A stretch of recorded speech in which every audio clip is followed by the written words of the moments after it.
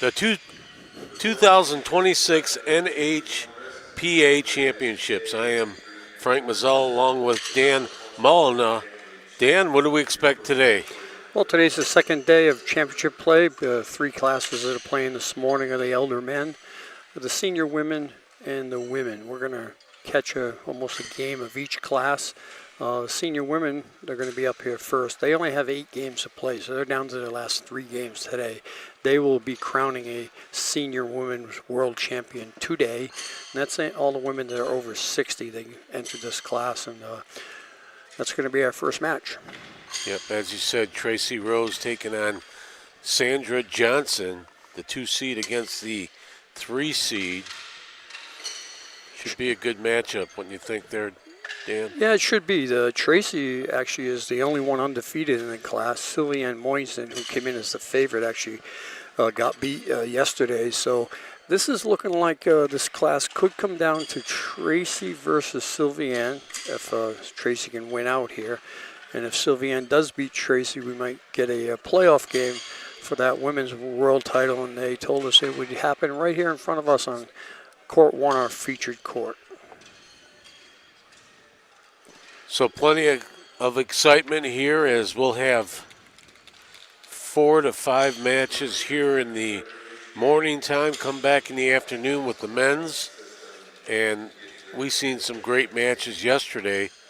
And we expect to see more today here in the afternoon and in the morning. Great action all week long here, broadcast live on Go Live Sportscast. Thanks for tuning in. Still have today and tomorrow, some early going tomorrow, the championship matches. That should be exciting. Oh, they will be, and I got a chance to watch your live broadcast in the afternoon yesterday. You caught some good games over here, especially the Dan Watson game came down to a point. You got to see Alan Francis put on a clinic, which he's done all day. He's averaging over 90% for the tournament. And in the women's class, we'll see some of them later, the defending champ Jenny Kegg is also averaging over 90% ringers. Unbelievable pace there. And that average is over multiple games. To keep that pace going. Absolutely. It's incredible. It's incredible because you have to be so consistent on your game and so much above, average-wise, above the other competition that, and I always say this, that when you match up against somebody that has a 90%, you got to take advantage of their 10% faults. And if you don't, you're not even that's not even putting you in the game. Right. But I mean, you've got to take advantage of every time they miss, which will be, could be anywhere from 2 to 5. Correct. So if you figure that out, Dan, 2 to 5 times, if you take 5 times 3, that gives you 15 points. It's still not going to win it. No, not at all. You got a good taste of that in your first game here yesterday afternoon, where Alan Francis started out with 22 straight ringers, ended up throwing 24 out of 26, and then he had another game that wasn't televised, but he threw 30 out of 32, I believe. So you're right. Even if you take advantage of those misses, you're only going to get 10 points. Right. Possibly. Yeah, so it's just unbelievable. Your hope is that the top seed coming in here with a 90%, that they have an off game. And Alan Francis had an off game here during this week. During the preliminaries, yes, he did. And that's what makes the preliminaries interesting, because the shoes are limited. You only throw 40 shoes. I believe we're going to get started here, Frank. Yep, so here's Tracy Rose with her first pitch. One stuck down in the clay, just freshly turned over clay and ready to go in the pit. That one, I don't know. Yeah, it looked like it might have either hooked or came off the back door. Doesn't look like it's in there, though. Opportunity here for Sandra Johnson to get some points early, and she shanked that one. Yeah, if you notice, Sandra's style of pitch is just like Alan Francis. They throw the 3/4 reverse turn, which means it goes counterclockwise versus most other turns go clockwise. So Sandra just threw hers a bit over that stake and just couldn't get anything, take advantage of Tracy Rose. And we talk about that. There was an open stake there. Could have got 6 points. Yeah, it looks like, I I misled you there, Frank. Looks like they are going down and back. I apologize for that. Oh, well, I got some warm-ups too then. Yeah, Tracy, interestingly, the girls don't know they're going to be on the feature court until they get here. And Tracy, being from California, had to quickly start texting some family members and wake them up, being it's only like 6 in the morning out there, to let them know they can watch her today. Yep, so allegedly this is the last warm-up before we do the flip. Yeah, at least I didn't jinx anybody that time. Yeah. Yeah, you know that it's not just you that's jinxing. I know. I watched yesterday's broadcast in the afternoon. A couple times you said, I'm not going to say anything. I don't want to jinx anybody. But I think Mr. Fuller did. Matt did. Yeah, he so did. He did. And that's a great guy. Yep, but he put the spell on it, so it must be something about sitting in that chair. Yeah. So, Caught an upset yesterday. I think Dan Watson got beat. He'd be in the number 3 seed. I think he got beat by the 15th seed. So upsets can happen.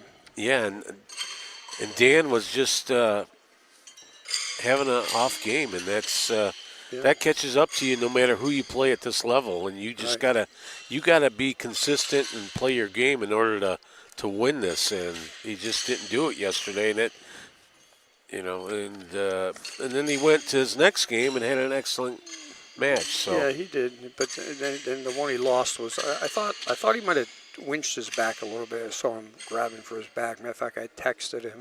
He didn't get back to me to ask him if he did have a little issue there. So now we start. Sandra Johnson puts the first one, her second shoe on the stake for a ringer. Tracy Rose got an opportunity to get some points here quickly. No problem for her. She hits the top of that stake and it just rings down. Nice solid sound there. Ooh, that one's just the out, so we're going to have 2 dead here, Dan. Yeah, 2 dead. I think Tracy may sneak a point out of this. Both girls, 2 different styles of pitches. Tracy being the classic 1 flip, and like I said, Sandra is throwing the 3/4 reverse turn, as Alan Francis does. So she'll take the penny and pitch first here, and that one's real close. Looks like it might be in there.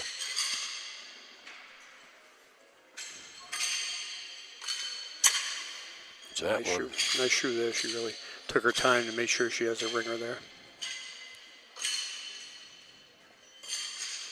These ladies are all good, the senior ladies. At one time or another, they've probably all played in the women's championship. But as their age got up there, we have a division for them, so they chose to pitch in it. So it looked like that first shoe from Sandra right there in the pit pushed Tracy Rose's shoe a bit in. And yeah, then you're right. And so I think you're right. We're going to have 4 dead here possibly, unless that, as you see in your monitor, that right hook, they're going to dig away a bit here and make sure that's it. No, it's not in. Is it rocking? Yep, she's a rocker.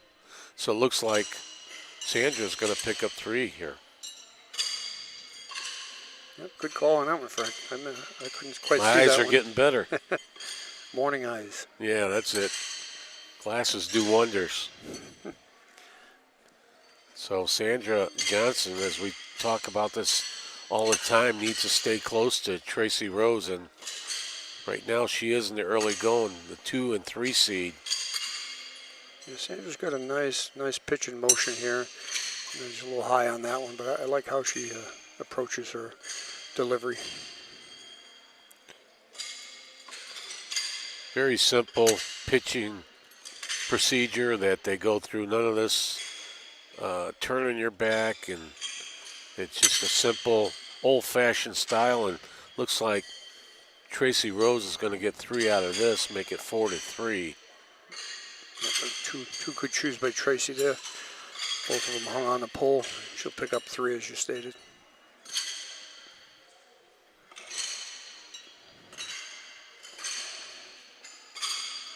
As you get deeper in the tournament here, in the championship, your competition and opportunities the competition gets much more stiffer, and your opportunities to get points is more stricter and tougher to get those points. Yeah, this is the Tracy came in as the number 2 seed. Sandra came in as number 3 seed, so their averages are fairly close. So this should be a nail biter of a game. That's the matches we definitely love to see them come down. And now we've seen like 2 or 3 at least just come down to that last shoe, and it can go either way, that match, and that's what we've been seeing. And that's the good part about horseshoes is watching it come down to their last 4 to 6, shoes to pitch. And Right. Like I said, close only counts in horseshoes. That game you guys did yesterday with Watson over here when he had the leaner there that ended up being a point to win the game. And he was excited to get that point, although he likes to throw ringers. You could see when he got that point, he stood up and said to the judge, "Won me," and the game was over. And that judge, he had to come in and do a tough job there figuring out that if that was the 1 point, and they were. As you said, he needed his archaeology degree for that one. Yep, specialized in digging up. So it looks like Tracy Rose has got one on, one off, pinned against the stake. Ooh, short shoots. They're going to have to get that one out of there. And Tracy's going to let her pitch it. If both girls agree the shoe's not in the way, they'll leave it there. Some will take it out. That one's locked in, so it looks like Sandra's going to pick up 3 here, make it 6-4. Or 7-6, it is. I think it'd be 8-3. Tracy got the point there. So 8-3 is the score. They had a couple dead there. Yeah, after Sandra threw that short one, she really needed to bear down and get a ringer there, which she did do. That's tough in horseshoes when you throw such a bad shoe. In your mind, you're saying, what did I do wrong to throw that? You want to correct it, which she did. Finding that consistent stroke of pitching that horseshoe and keeping it consistent through the whole match, that's got to be tough, Dan. It is. We just want to hear that, our favorite noise there, just a thump. We hear that thump, we know we did something good usually.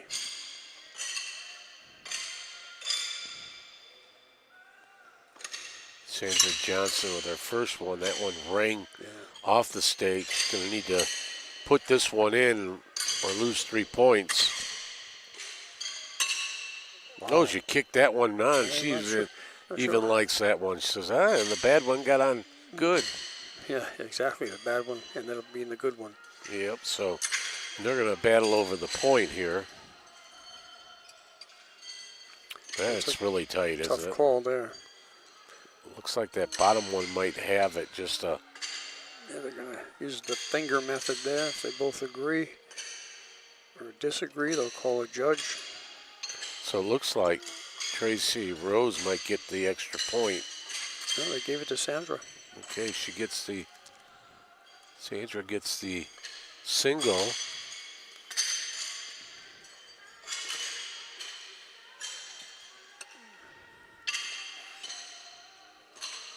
Tracy Rose in the lead, 8-4. Sandra seems to be missing on her first pitch, but getting the second one a lot. It's key that she does to get that second one. She'll figure that first one out. She's probably a little bit on California time still, so she'll get her 3 hours ahead or 3 hours behind. Behind. It's like 6 in the morning out there, I think, or maybe 2 hours behind from here. So it looks like we're going to have 2 dead and possibly 1 point here. It looks like Sandra's going to steal the point again. So she's going to penny her way back in this match here, tighten things up. 8-5 will be the score. Tracy Rose in the lead. It's a little U.S. versus Canada match here. Usually in hockey, people get excited for those, but we'll get excited for this one. Sandra from Bishop, California, and Tracy from Ontario in Canada. First time we've seen on one of our courts this week, Sandra Johnson. We've seen Tracy Rose several times this week. Yep. Sandra's a good pitcher. I followed her online, and I see her at a lot of world tournaments, and she also plays in the world team tournaments. She's one that if you give her a chance, she's going to beat you. And sometimes she's just going to walk out and beat you anyways, but she beat some good players to get here, and she's very happy to be here. Got her LA Dodgers hat on, so yep. She plays a lot out in California with our good friend Dalton. Dalton Rakestraw. Yeah. Dalton makes this sport very fun. He's a good guy. Spent some time with him last night again. He keeps you laughing. Dan, you went out karaokeing with Dalton? A couple nights ago. Last night we just met at one of our other friends' house at an Airbnb, had some pizza, and they played some cards. But Dalton, he's a funny guy, but he's great for the sport of horseshoes. I'm so glad he's an officer. Absolutely. All those younger guys that are in the officer ranking are all good for the sport here. They are. And and they've got different ideas and different thoughts to elevate the game more and bring it out to the view and enjoy it, and trying to recruit more members. And yes, they do a great job. Austin Bailey in the promotions department, Josh Olson, our IT guy, all our officers do a great job, and they could use a lot of help from the membership too. They'll listen to any ideas you got. So if you got one out there, get a hold of your officers and they'll listen. Current score, Tracy Rose ahead 14-5. Little separation from Sandra Johnson right now, and Sandra wants to keep her close, and she rings that first one up. It's the first time she got the first one on, so maybe this is a good thing. She needs to get a flush here, and sailed that one right, and looks like Rose is going to pick up another 3, possibly. What do you think about that top one? I don't think that top is it clear. It looks like they gave it to her. 2 dead 3. Well, it looks like she got the 1 point here. Yep. 15-5, 10-point lead right now after halfway. Actually, we're playing the 40, so. I got to tell you, the best thing I heard yesterday was when you did the Francis game and he was walking off the court and you said Alan Francis is heading back to his phone booth. Superman. Got to take his cape off after. Well, he looked like Superman after that game. Oh, man, that was unbelievable throwing that many. I mean, in a row. And they weren't lucky ones. They were on their firm, so. They were on from the time he thought about throwing them. Nice shoe by Sandra there. Yeah, he locks them in. There's no doubt about them.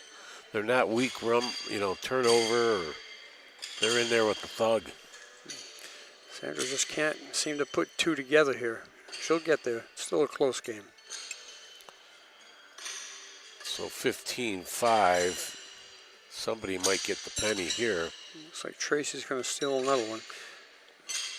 So the key, if you're not throwing well, and you get at least a ringer on there, you got to try to keep that other one close. And that's what Tracy's doing right now. She's getting a ringer, and when she misses, she's keeping her shoe close. So was a bad shoe, but it's right against the pole.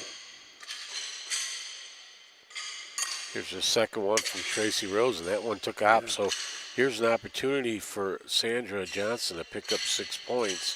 Absolutely. But she needs to ring these out and take advantage of the opportunity with an open stake down there, and she does on the first one. Very nice shoe.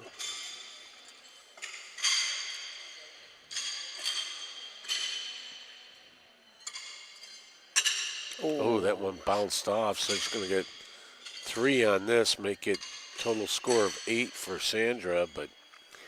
Yeah, that shoe kind of kept spinning, and that's what you want the turn shoe to do, spin and hook, but it didn't catch the clay, so it spun right off the stake. There's that opportunity, missed opportunity, as you can go back in the match and see some of these missed opportunities to get points. I mean, she's only down by 8, but when you look back, if the spread stays the same, you say, I wish I would have put that second one on with the open stake. Absolutely.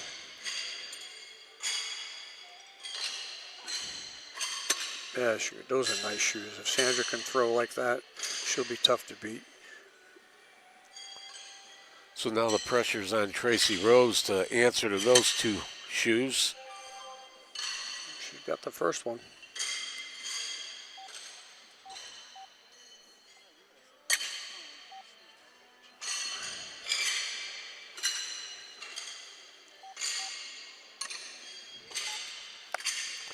So it looks like Sandra's going to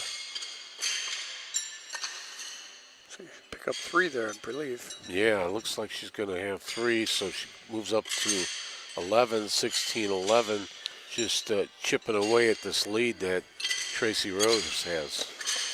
That's exactly what she wants to do, chip away and keep Tracy on the defense. That one got away a bit, looked like that hit the top of the stake there. It did, just hit the tip of the top of the stake. The portable pits here, the top of the pin ends up being a little springy. So if you do hit the top consistently, it's tough to keep it on the pole. Beautiful shoe there by Tracy. Current score 16-11, Tracy Rose, and they're going to have 2 dead there. As you can see, the ladies not happy with their second toss. So it looks like Tracy Rose might get 1 point. She does within 6 inches of the stake, so 17-11. Yeah, hopefully when they get back home, they'll go on YouTube, get a chance to watch this game, and wow, a roller. You don't see that too often. No, not at all. We call that walking the dog. Even Sandra's looking at it, smiling and laughing, shaking her head. That's talk about a good break, a good bounce. Yeah. You've seen in the last few days, a lot of bad bounces and breaks. Well, just imagine if she loses this game by 3, she's going to think back to that ringer that rolled on there. So she has to match on this one, and she does, and it's 4 dead. That's perfect. We'll stay at 17-11. Tracy Rose in the lead over Sandra Johnson, and they're going to fist bump down here at that end and say, hey, that was a good roller. Yeah. But Sandra had the perfect mentality to take that away by throwing 2 ringers, and she'd have been really disappointed to lose 3 on a shoe like that, but she got that taken care of.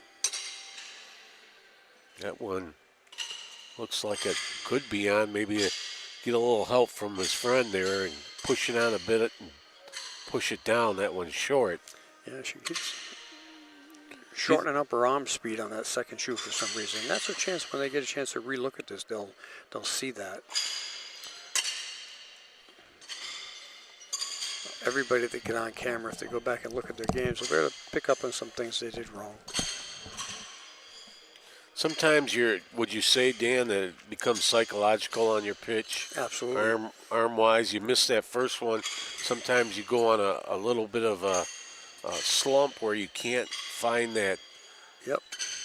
Absolutely right. It gets into your head, and your arm just doesn't want to listen to what your body wants to do. And that's the thing the good players don't do. They just do the same thing every time. They're good at getting themselves psychologically ready to pitch horseshoes. Well, even like Francis having that off game, the next game he came back and he corrected or just figured out why he was at 65% and then went back up to 90, 95%. And it's like, how do you do that? How do you turn that around so quick that you must have been doing something mechanically that you didn't, to fix that? Yeah, absolutely. He probably knew exactly what he was doing wrong. And when he walked off that court, there was no one more disappointed in that game than him, if I know him. And his mentality was, I'm going to fix that in a hurry. And as you stated, he came right out the next game and he shot at 90%, which, imagine that, he increased his own average almost 30% in one game. But that's Alan Francis. There's several others that can do that, but he's the best at it right now. Best at everything right now. I mean, a lot of gentlemen and ladies would be happy at 65%. I would be doing cartwheels across the court if I shot 65% consistently. Dan, I'd like to see that. No, the cartwheels. Okay. Yeah, I was going to say, the 65 might be easier than the cartwheels. So now it's tightened up a bit, 17-15. Tracy Rose in the lead over Johnson. She needs to answer, and Tracy Rose does on the first one. Still an opportunity for Sandra to take the lead here on the second one if she doesn't ring it, and she does.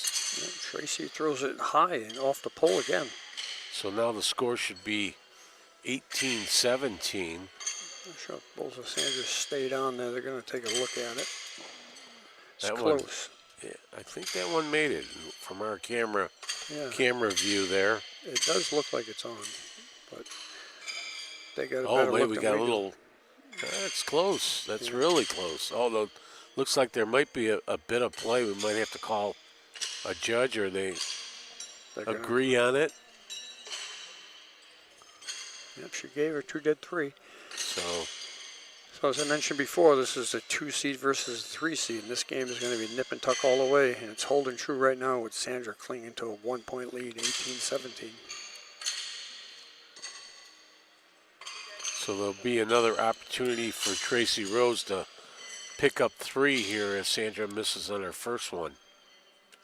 Ooh, second one. Here's a big stake free there. Yeah, at any level of play, you don't want to do that. And Tracy is halfway to doing exactly what she wants to do. Could be a 6-point swing here on 2 shoes, and she doesn't do it, but she gets 3 more. And she'll get the that penny. single point there. Penny pincher, making it 21-18.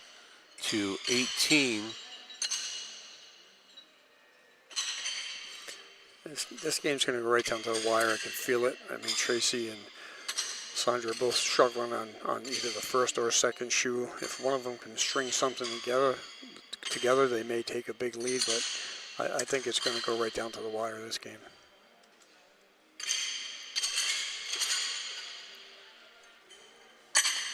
She lays both of them on there, so still that top one's a bit loose. Yeah, it could be knocked out. I agree, especially when Sandra throws her shoe.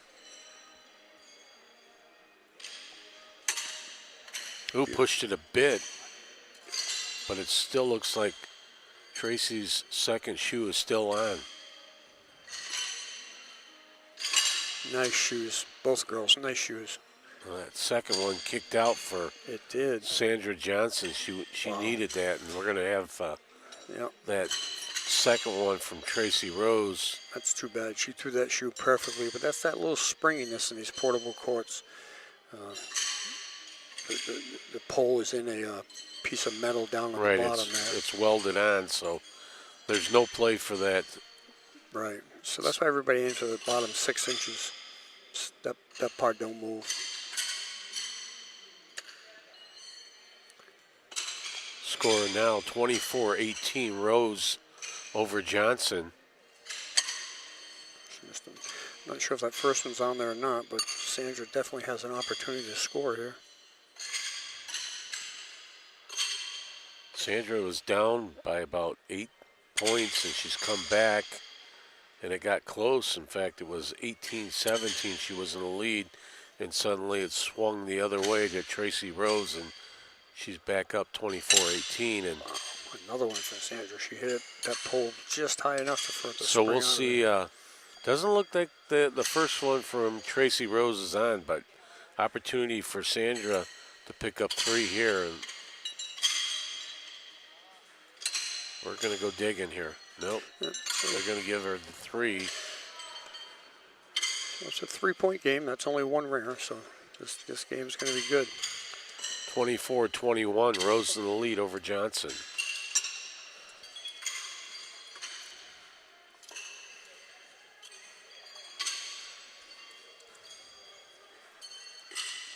Match has stayed close as neither one of the ladies have been able to go on a tear and shoot off 4, 5, 6 ringers in a row. You're right about that. If one of them does, it'll put the pressure on the other.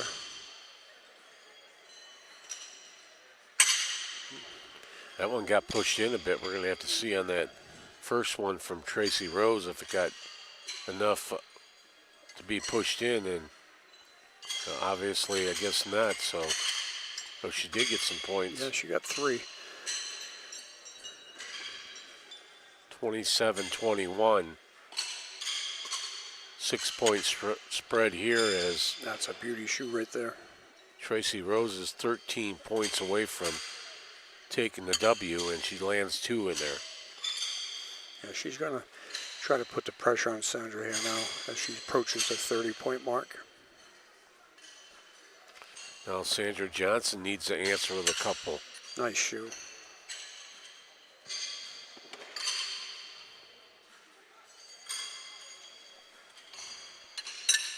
That one just to the offside. So it's going to make it 30-21. From my standpoint here as a player, I mean, Sandra's got to be frustrated because she's actually throwing some very nice shoes here. Very nice shoes. She's just catching no breaks with that pole, and they're just turning a little bit. An inch here and there, and she's going to pile on some rings. Let's hopefully she can find that here quickly, because Tracy's starting to put a lot of pressure on her here. Tracy Rose 10 points away from taking the W. 9 points ahead of Sandra Johnson. And she shanked that one just a bit. Might have missed them both, maybe. No, Sandra knows she can get at least 3 here, so she's going to do her best to do that. There's that first one. She needs the second one and chip away at Tracy Rose's lead here. Oh, nice shoe. Got high that high on the pole stayed there for her. So we're going to see if that first one by Tracy Rose is in there. We know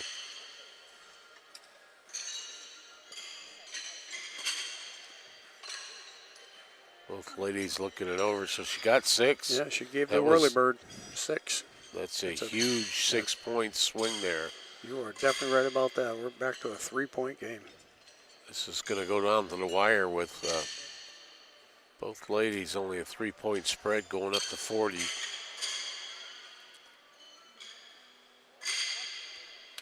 Ooh, an open stake Yeah, for Sandra, Tracy Rose that she can pick up 6. yeah, Sandra did not want to do that. I'm sure she's very disappointed in those 2 pitches. And Sandra is going to watch Tracy take advantage of that.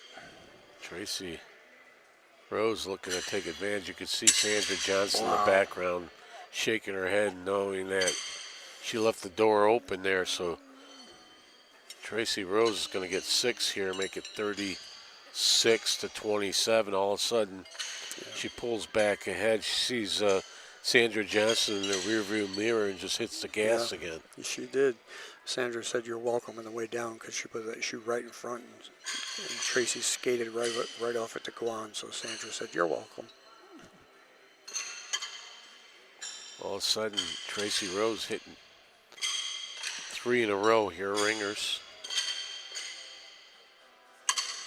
4 in a row, and That's what puts she the needed to do. pressure on Sandra. And Sandra needs to get at least 1 on here. As we said, the first one to go on a little run here will probably pull away. Tracy's done it at the most Now opportune there's time. a huge amount of pressure right here to get this one on her. And this match is El Fino show. Oh, she does it. She does So it. it's going to have a score of 39-27. It's a great pressure shoe by Sandra. Now, if she can still, Tracy's going to shoot first, so Sandra's on the defense, but she's got to. So Sandra still has a pulse here, 39-27. She's going to need some help here, as she's going to have to hope that Tracy Rose doesn't lay those in for 3 points, and there's a chance right there. Tough place to put that shoe, standing up like that. Oh, she knocked it down. That's good. Still opportunity to pick up 3 points, but she needs to get the 1 to keep this match going. Sandra Johnson with her first one, and she does it. So Beautiful shoe. she needs to get this 3 points and take advantage of that stake.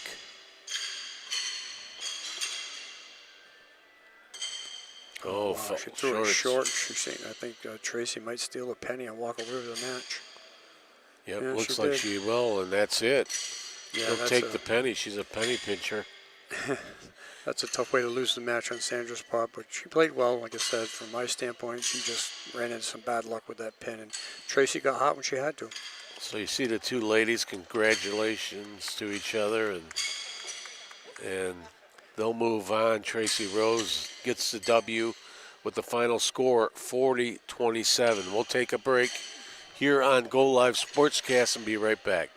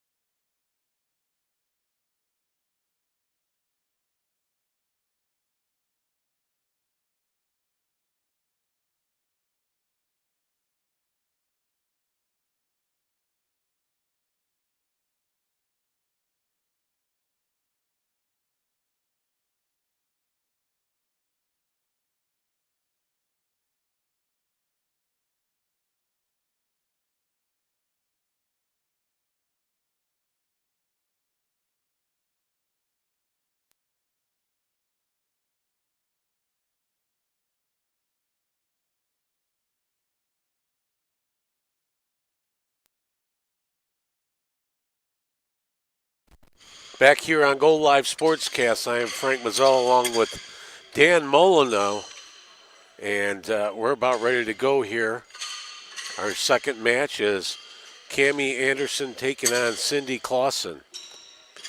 It should be a great match. Cindy's our defending senior women's champion, so I'm sure she'd like to retain that title. She's got her work cut out for her, though. I think she has one loss already.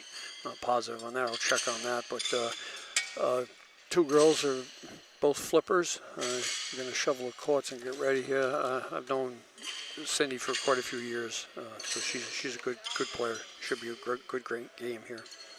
So it's the 5 seed against the 7th seed, and Cindy Clausen, the 2025 senior women's champion, back here to defend her crown here and possibly make the run to the championship. So this is game 2. We had a good game earlier with Tracy Rose and Sandra Johnson, and Tracy Rose getting that penny to win it 40-27 at the end there and taking the W.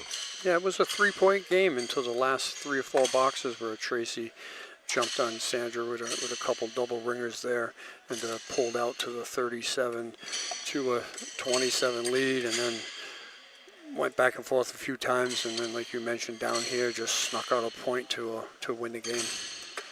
So we're going to see who's going to be consistent here, and that's the key of winning their match, is being consistent. And we saw both ladies earlier, a little bit of hitting one, missing one, hitting one, missing one, missing one, hitting. And the match stayed real close, and due to that, nobody really had a chance to pull away, and that's what happened in the last match. Yeah, that was the 2 versus 3 seats. They were pretty evenly matched, like you mentioned. It was nip and tuck down to we got to 30-27, and then Tracy got on the run that we thought one of them would get on to pull ahead just enough to keep Sandra at bay and then win it by a point. So it looks like we're going to flip here, possibly, or they're ready to go. I think Cammie's going to make an equipment adjustment. Cindy's and her husband are celebrating their 40th wedding anniversary here in a couple weeks, and they're going to head over to England to celebrate it. So congratulations, both of them. Hope they have a safe trip and possibly go over there being a senior women's world champion again. So we're looking for the flip here right now. See the 2 ladies in your monitor, and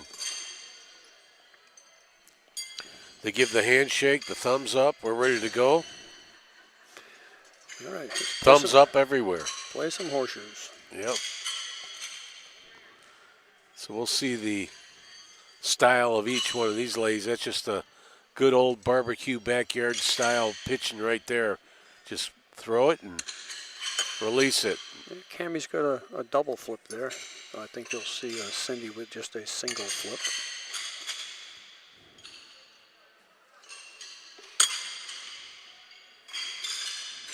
Good start for Cindy. Ooh. So it looks like we might have a penny out of this one.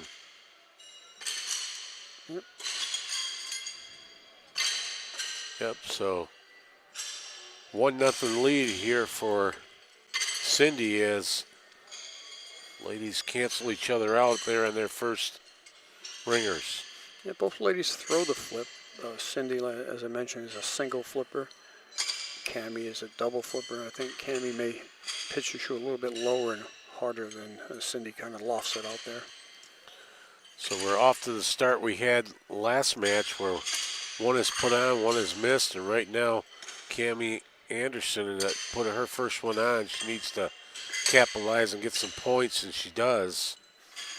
Yeah, 2 good shoes. A little bit more height than I thought she threw, but due to that, she got that one to come right down the pole. There's Cindy's second miss. So she's going to get 6 out of this, and that's what we talk about, capitalizing on that open stake, and she gets 6 quick ones. Yep, you're absolutely right about that. In this level of play, if you give up open stakes, then you're going to be hurting.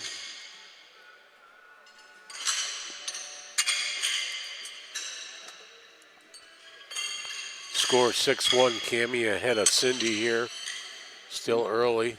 Cindy's got a chance to get 6 back here, but with that shoe leaning right against the pole, that's tough on a flipper to throw these on top. Well, we got a big gate, right? Can't get in the front door here. Picket fences, we call that. Yeah, see, those 2 shoes really affected Cindy's results on her second shoe. So ladies are looking it over for this. Looks like they're both touching the pin, so it'll be no penny. I think Cindy's other shoe might have been in for the point. So Cindy does get the point. Now it's 6-2.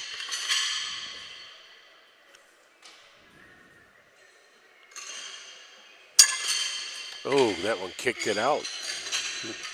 Cindy's got a nice high release. She's tall, so she likes to get the shoe up there in the air. Cammie has another opportunity to get 6, and she sailed that one to the right of the stake. She's going to pick up 3 here, make it 9-2 with possibly 9.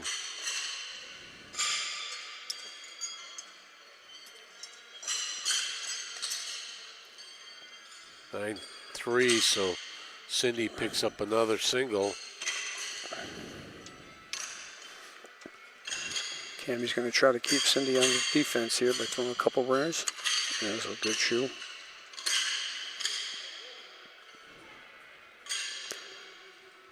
And 2. So far, Cammie Anderson coming out to play here. Yeah. She's from North Dakota. Cindy's from Washington State. Misses on the first one. She needs to get this one, or could be going up to 15-0, and that one's close. Yeah, it's measurable. I think it might be good. Yeah, it looks like it's pushed over. Nevertheless, it's going to give Cammie Anderson 3 more points.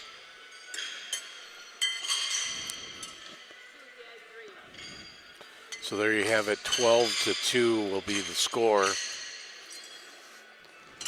Cammie Anderson with a 10-point lead going up to 40. And Cindy's going to hope for a miss here and get a chance to get herself back in the game, but Cammie's going to keep the pressure on by throwing that first shoe right down the pipe. Right now, Cammie's getting the ringers on there. That's 8 ringers so far here in the early going for Cammie. Yeah, shoe's looking very nice. That one bounced out front.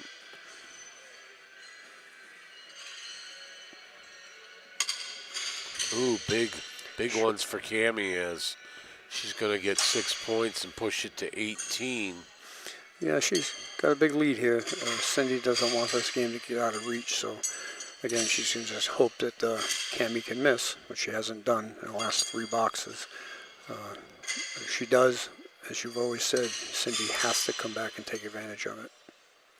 Well, she needs to get some scores here, as Cammie misses on the first one, stands it up. That one looks close. What's your thoughts, Stan? From my angle, it doesn't look to be on, but they're going to have a better angle than we both do when they get up here. Wow, Cindy's piling against that stake and making her. Got a traffic jam. Oh, man. Those are tough when you look at those shoes standing up like that. Yeah, it looks like that nobody got on the stake at all. Looking at that bottom one that's in the clay, and let's hear what the ladies have to say here. You want the judge to look at it? Yeah. Do we have a judge? So they're calling in a judge. Here comes the judge. Here comes the judge, direct from archaeology school. Let's see how many tools he has to use to figure this out. Oh, this is a judge that's got all kinds of tools. He's got more tools than the normal judge. Yeah, NHPA provides that bag there. It has everything you need in it. They got a special tool that measures ringers that are so deep you can't even see the shoe. Somebody told me he has a flask in there. He could. I've seen him get out there with flashlights, magnifying glasses, the thinnest piece of metal, dollar bills. Let's Let's hear what he has to say. We'll turn up the mic in the pit. You see him going to work here. He's got the two tools. You hear the ladies still chatting in the background. Got the spatula out. So in horseshoes, once you call a judge, his say is final no matter what you think. His say is final. All sales final. No returns. No returns. Right on the bottom. I think we're both touching.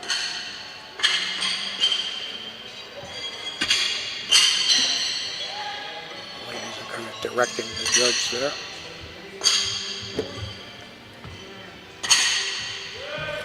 We don't want to tell you how to do your job, though. No, you need a judge, you want another judge? Still doing his magic right there with his spatula, checking it out to make it official. You got to be a special person to be a judge. Yeah, they've asked me to do it a couple times. I really don't want to get involved in that right now. What's that? I really don't want to get involved in what's going on out there being a judge. I call a judge often. Yeah, that's a tough job. And when I play in the world title championship, I call a judge whenever Well, then do I have 2 points? whenever I think I need it. Still discussing things out here. In there. Let's get that figured out. I know, yeah. The girls forgot what they decided on the first shoe. Grabbing more tools. He's got a bag full of them. These 1 points, though, you got to fight for them because at the end of the game, like you see in many games, 1 point could do it. Absolutely. Right now the score is 18-2. Might have to call in clearance for a second opinion. I haven't seen Clarence in a while. I'm not sure if he's still here. How about Chucky? Where's Chucky at? Chucky's here, so I saw him. So it looks like decision's been made. Well, he's still digging. He's still digging. Maybe checking that one for a ringer. I don't know. I think he's going to dig out a dinosaur bone or something. Do we have a commercial? No, we want to see it. See, that's the special tool there. That goes down deep and allows them to see if the points are touching without them hitting the pole. They came up with that a few years ago. Oh, that's that leans against there. You get a little gap in between it. Oh, it's the flashlight. First Yep. time I've seen that one. Flash Gordon here. This is going to be a fun Looking for any space between the... That is a ring. Oh, it is. That is a ringer, so you heard it there. So they dug all that for the point and then found a ringer. So it looks like it's going to be 21-2. They'll take the ringer Maybe instead of the single point. hindsight says we should have measured the ringer first. All right, Cammy comes right back with a ringer. Yeah, another one. She's pitching very, very good here, putting pressure on That's Cindy. 12 ringers for her today. That's Cindy's shoe. So Cammie Anderson with a 24-2 lead here. And looks like they're going to have 4 dead down here on this end. Yeah, I believe you're right on that one. I think the judge is going to need a drink after that. All right, so Cindy now, she stopped the bleeding a little bit by getting the first pitch here. She's got to take advantage of it and throw some ringers. She no luck on this end. Big gap here of 22 points, 24-2. Anderson over Clausen.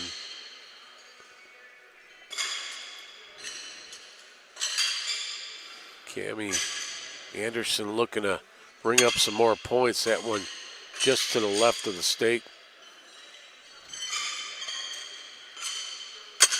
That one's on. We might have 2 dead here. Yeah, see who they might be fighting for the point again. Hopefully they don't need the judge. So she gets the 1 point. Cammie Anderson pushes it up to 25-2. Cindy's not dead yet, but she's getting to that point where she's going to take advantage of any miss Cammie has, which Cammie is just not missing. Right. And so now she's only 15 points away, looking to ring up a few more here. She's got 2 on the stakes right now, looking to get 6, and she's definitely going to get 3 here. Just a huge lead that one. It worked its way up there. I'll have to measure that. Doesn't look too good from here. Stretch your neck out, Dan. Tell me what you think. I think they're going to count it. See if we get the whirly bird or the two down 3. Okay, so still 28-2 and up by 26, 12 points away from the W. Cammie's focused. She's dialed in. She's dialed in, and the shoe is All right, there's the jinx. You did it, Dan. That was on you this time. I'm giving you half credit either, too. We best be quiet when they're pitching down this way. Yeah, when somebody's hot, we can't say nothing. No. Cindy's got a chance to grab 6 here, and that could change the momentum a little bit.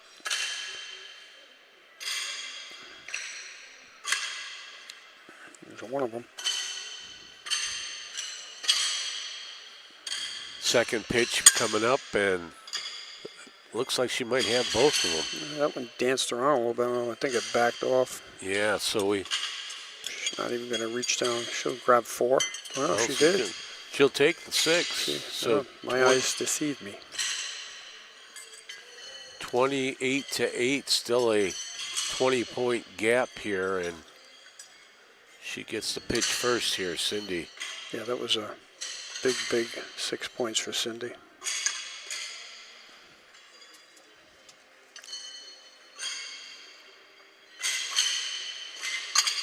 Ooh, she locked in on those 2. Yeah. Yep.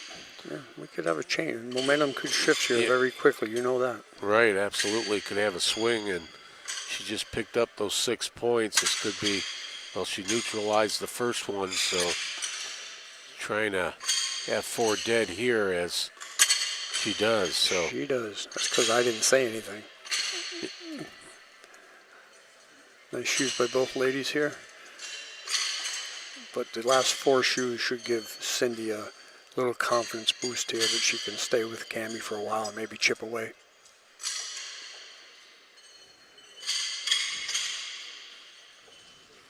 Cammie's first pitch right on.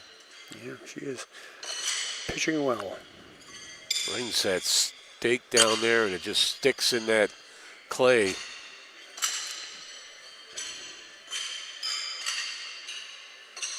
Cindy needs an answer here and not get this stretched out, so she's going to lose 3 points here. Doesn't want to make it 6. Nice shoe.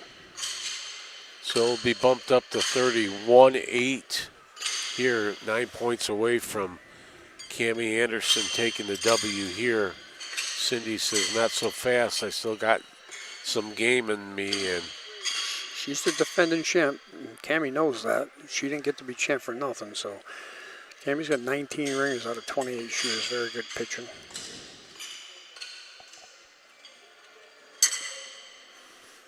It's going to be a 2-for-1 here if she hits it right.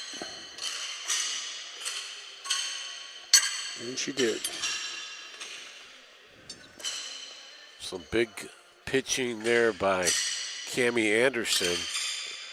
Looking for some more numbers here, and she's pretty happy in that one. She's going to get some more numbers.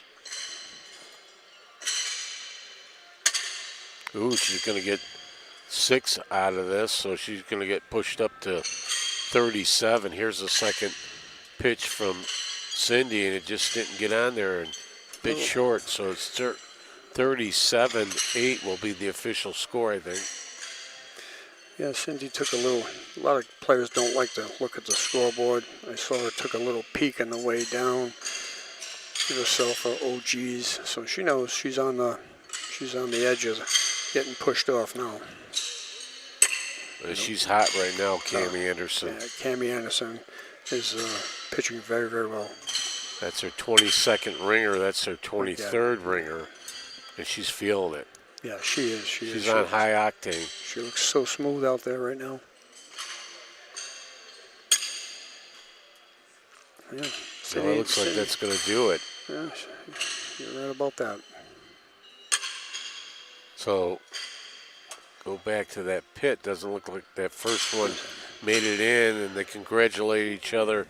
So we'll have a final score of 40 to 8 as Cammie Anderson beats Cindy Clausen 40 to 8, and that will be the final here.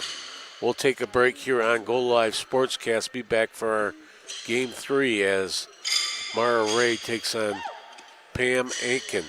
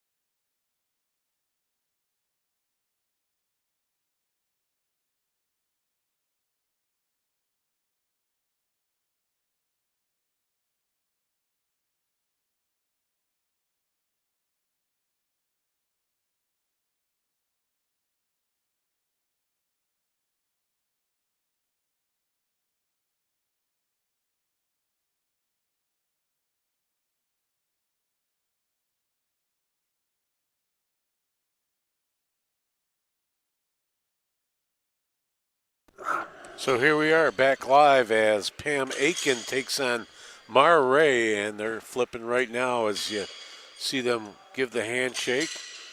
Should be another good match here on Go Live Sportscast as the 2 seed against the 12 seed. Mara at the 2 seed and Pam at the 12 seed, and we're off and pitching. Yeah, we jumped over to this is the women's division now. The first 2 games were the senior women. Mara is one of the 5 ladies that is undefeated so far. It's 7-0. Little information on Pam. She's 52 years of age. She loves the Milwaukee Brewers, video games. And she played Mara in 1992. Hard to believe. She looks like a little kid out there. Now, also, she's Penny Steinke's sister, who she actually beat for her only win in the championship division. So Pam from Wisconsin, Mara from Tennessee. Looks like we got 4 dead right there, and actually Pam gets 3 points. Got to keep my eye out there. Pam with an early lead, and she shanks that one off the top of the stake. Her style of pitch is exactly like her sister's, a 1 1/4 turn. Mara, the crafty veteran. Sure is one of the best pitchers in her sport in the ladies division, including her sister Max, who's unfortunately out with injury. She had a perfect game before, 26 of 26. 2 world team champions. She's in the Hall of Fame with the NHPA and the Tennessee State Hall of Fame. Yeah, we had our inaugural World Doubles Championship this past October in the Hall of Fame building, and I believe her and her sister took home the title on that. It's a good shoe by Mara there. So Mara picked up 6 there. Couple of ringers, and right now she's just got 4 in a row, so we'll see what Pam has to answer here. Nice shoe by Pam. Pam needs to keep pace here and stay with Mara so Mara doesn't get on her horse and leave town. So it looks like we'll have 4 dead there. Two nice shoes by Pam to top Mara. You want to go first against Mara as much as you can. But if they keep topping each other, it's going to be back and forth, back and forth. Pam Aiken shanked that one just to the right.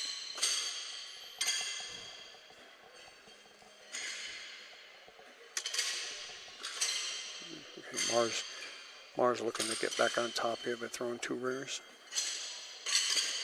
Mara's licking her chops, seeing that open stake there, and she lands that first one. I had a chance to play against Mara in the Hall of Fame tournament this year. Very, very nice person to play against. And here's her second one. Looks like that one's in too. She's going to pick up some points here. Here's a replay of that second shoe she pitched. Just enough to get in there. Yep, she gave the whirlybird sign, so that means she got 6. She's all business, 12-3, as Mara gets the pitch first here.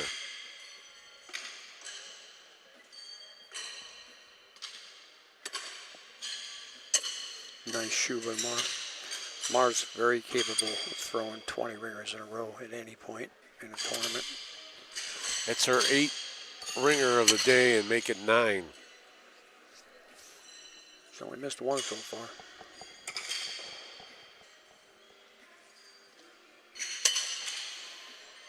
That one might need some help.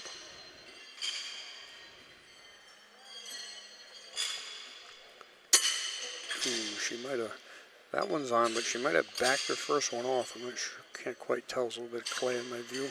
Gonna have to dig that one out. No, they don't waste any time picking up their horseshoes, and it looks like it's gonna be 4 dead there. Score will, well actually Mara will pick up 3 there, make it 15-3 over Pam Aiken. Mara's going to get off to a fast start here ringer-wise. She's burying them. You can't stop that. Another one. Beautiful shoe. You know, she's cranking them, stroking them, wherever you want to put it. It's working. 12 so far for Mar as she's in the groove feeling it, and that one just went off the stake, so Pam's going to need to land this one in here and try to nullify one of them, and that one doesn't look like it's going to do it. Yeah, Mar picks up 6 down here. This is, and she does give the whirlybird sign. She hasn't missed at this stake yet down that end. So now it's 21-3, a 18-point gap here as Mar's licking her chops here, looking to end this soon, but Pam's going to need to get a little bit of help here to get some numbers up there.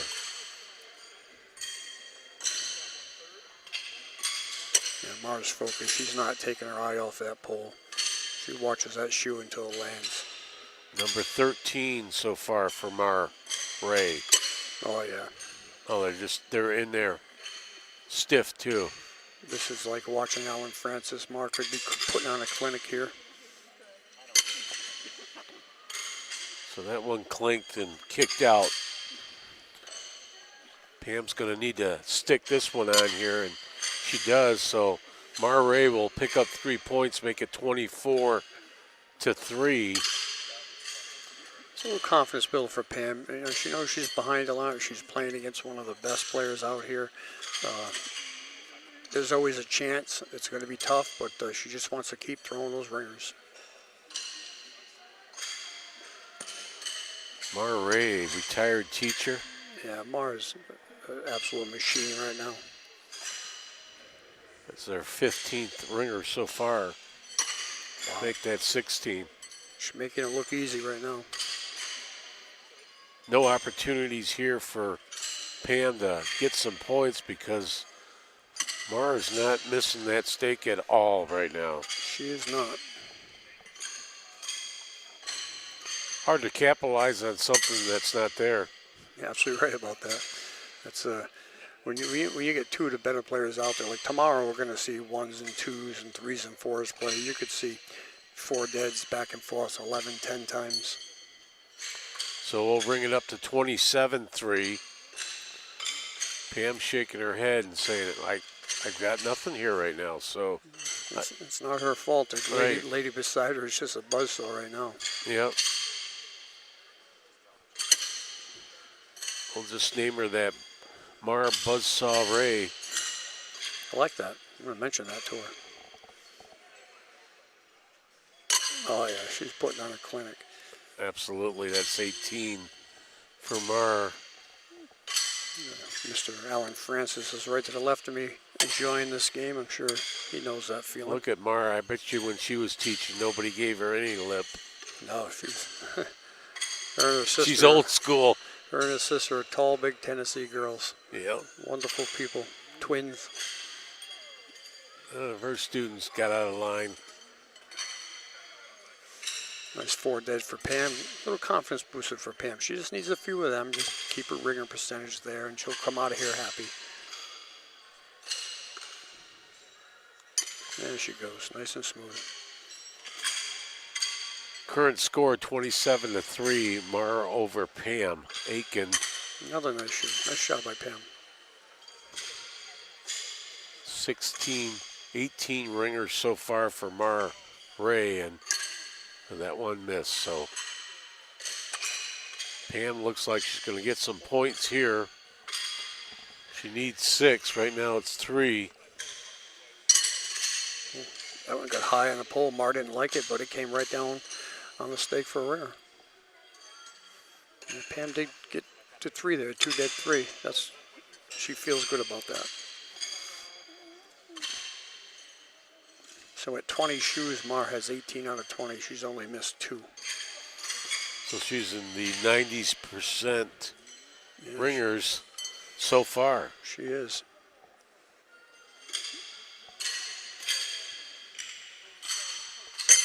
Oh, that one rattled everything, including the fence.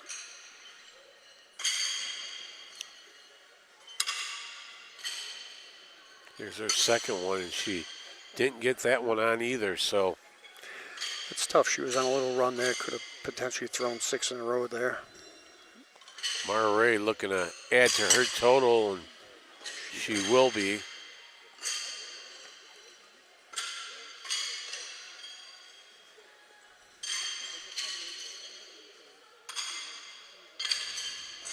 Step back and reload will be Mar on her second one, and that one's short. So, but Something bothered her there. I'm not sure what it was. You'll see the good players do that. They want to be so focused and do the same thing, and if they feel something's wrong, they'll step out. I've seen Alan do it many a times.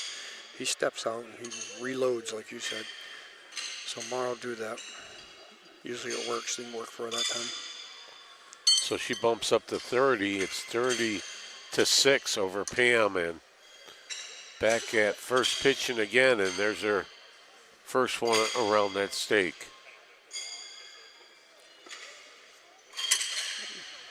And her second one. Yeah, She missed that one, but she gets back on the train, and yeah, that's what the good players do. When I played her, I knew I had no chance to beat her. I just wanted to throw some ringers, and I pitched pretty good against her, but she ultimately took the victory from me. so Mars looks like she's going to pick up 3 more here. Make a score 33-6. 7 points away from closing out and getting the W and moving on. Yeah, she did what she had to do in this game. She just wanted to go out there and, no matter what seed the person you're playing is, she just want to go out there and start out hot and keep them on the defense, and she certainly has done that. She put the tough one on, and the one that should have went on came off.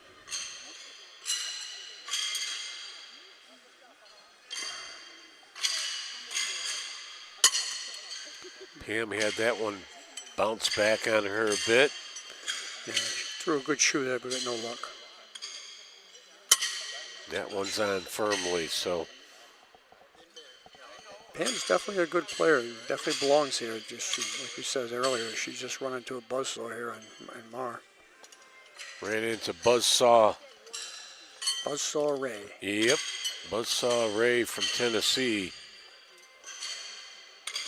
So Mar will pick up 1 point, make it 34-6. She could close it out with these 2 pitches, and there's one on solid. Yeah, that was a beautiful shoe by Mar.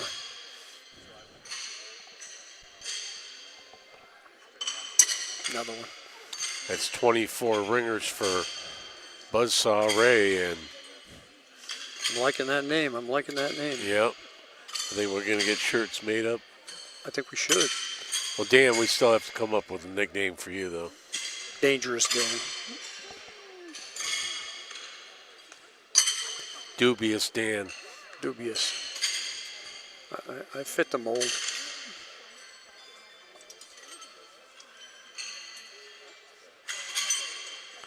So just 1 point picked up there by, or actually 3 points picked up by the Buzzsaw Ray, and looking to close this one out 37-6. Nothing can stop that. She's got 24 ringers out of 28 so far, and it's about an 85% average. Oh, went down a bit.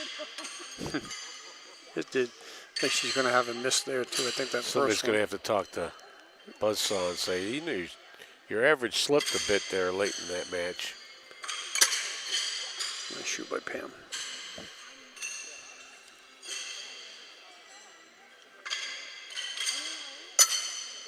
Pam got robbed on that So one. that's it right there.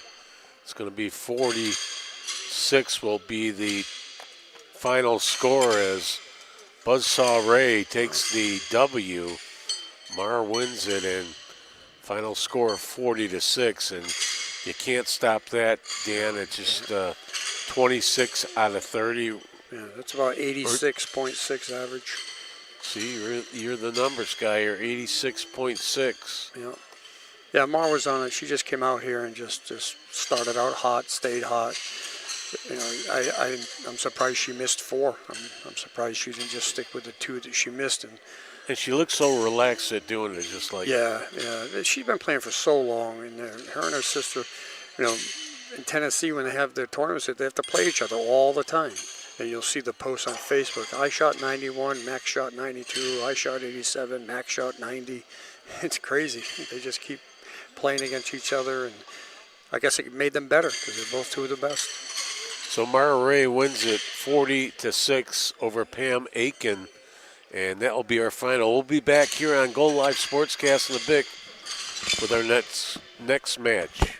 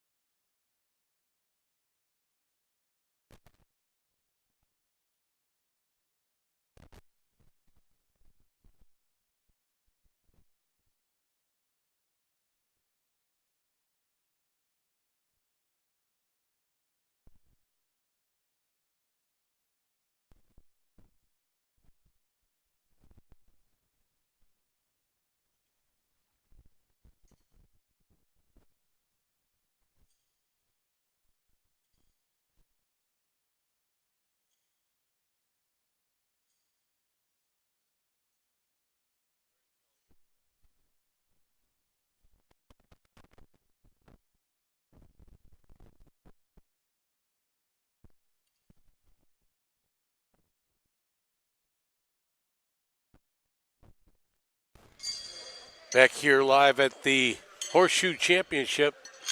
I am Frank. He is, I think we got your name right this time. You think so? We're going to go with Dan today instead of Don. That's all right. That's all right. Poor Dan. With that last We've name, been- anybody who sees it knows it's Dan, not Don. Right.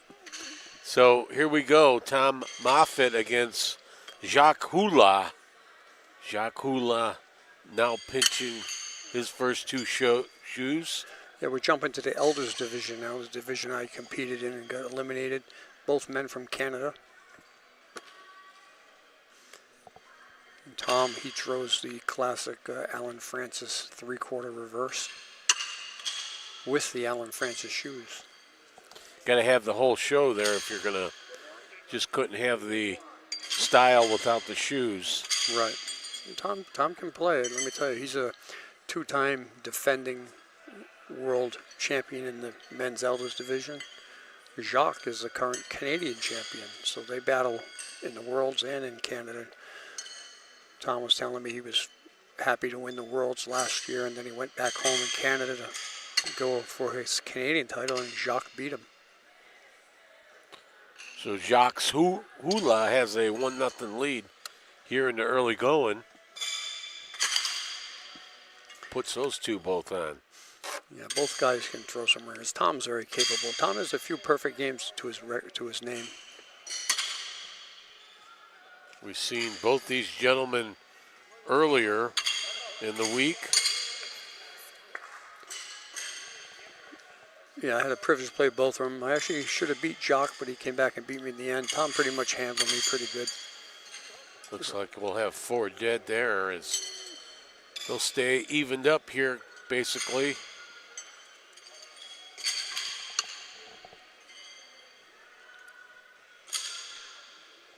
First pitch by Tom. It's got them both on there. A couple of ringers. That's how Tom wants his shoe. Right at the bottom of that pole. I like how Jacques pitches his horseshoe. It's with a little bit, I'd like to say English, but a little bit more French on the end there. A little pizzazz. You watch his legs, they fly all over the place. He's very, when the shoe's going wrong, he'll give it a little twist, a jump, a shout. He's fun to watch. Jacques Hula. He's down on one knee for that Bonjour. one. He didn't like that one. No, the shoe went low, so he went low, right down on his knee to try to help it. Little body, oh, I don't want to say English, body French there. Yeah. Yeah, he's got a. So Tom Moffitt's got a 4-0, or actually 3-1 Tom Moffitt. Jacques will give you a few different moves after he pitches if you pay attention to him.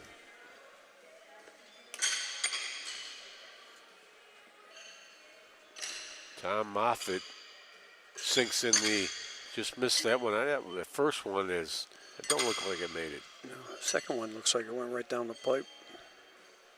So here comes Jacques with his first pitch. So far, Moffitt with 6 ringers. 5 ringers for Jacques Hula.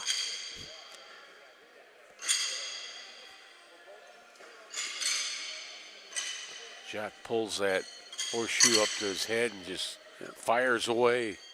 He's a little unorthodox, that's for sure. He's not like when you talk about being smooth and do the same thing, and then you watch him pitch, throw ringers, and he's all over the place, but it works for him.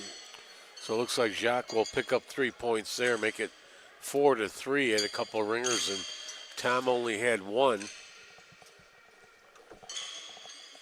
Tom really needs to win this game. He's currently at 6-2. The guy who's in first in his class is 7-1. So he needs to keep piling up the victories here as we get midway through this tournament, championship classes.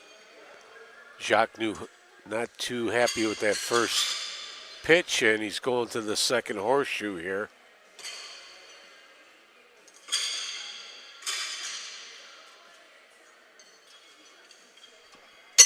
Ooh.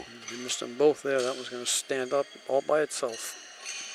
Jacques is saying a few words in French right now that I don't know what he said, but Not it sure wasn't about bonjour. Tom Muffett, he sinks a couple there. That's a big point swing there, as we'll see a replay of Tom. There's that first one, and then he gets ready to fire that second one. This one's going to be in debate here. Let's hear what if you understand French, what Jacques is looking at here. We'll mic him in here. No need for a judge, these gentlemen. Called judge. Judge. Called judge. Judge. Oh, we're calling. Tom called in the judge. Is there a judge in the house? Here he comes. He's a coming. Jacques really needs this one. He just. He wasn't sure what Tom was trying to say. Jacques speaks very much French. Whether it's a ringer or not. Okay. So you see it over the back there. Tom calling it. Tom knows what's going on here. He says, can you get it from the other side so the cameras don't? He wants it on camera. Yeah, Tom's obviously being a director and a player. Yeah. But Jacques getting it from every angle. He's looking at it.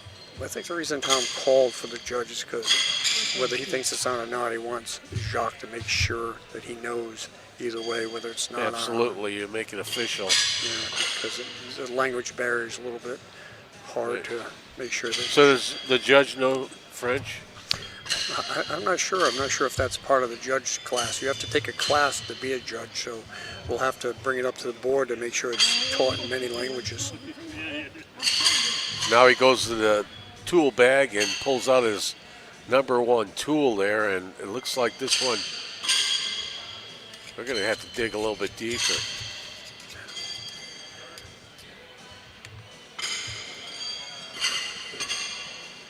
Well, we got it on camera right here, so. He's putting those ends down there. It's a ringer, okay. So what he did was put the two ends down there to see if they touch the two ends of the horseshoe, and in turn the top of it doesn't touch the pole. If it did, it would be no ringer, but you heard the call there. So Jacques fills the hole back in, puts about a half a pound of clay back in there, and we're ready to fire away. 6-4. Tom Moffitt in the lead, picked up 3 points there.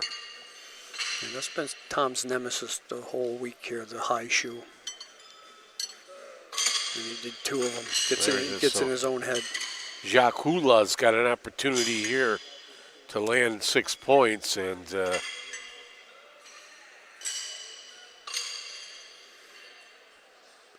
I love how he puts that twist of French to push that horseshoe off as he pitches it. Ooh, right there, that Yeah, he's got to be careful his leg doesn't hit the fence over here. He needs to sink 2 here.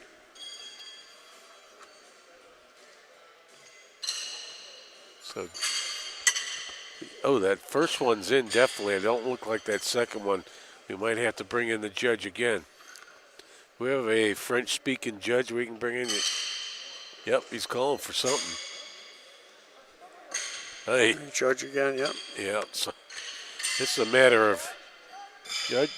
We have a judge. So hopefully we can get this in the camera.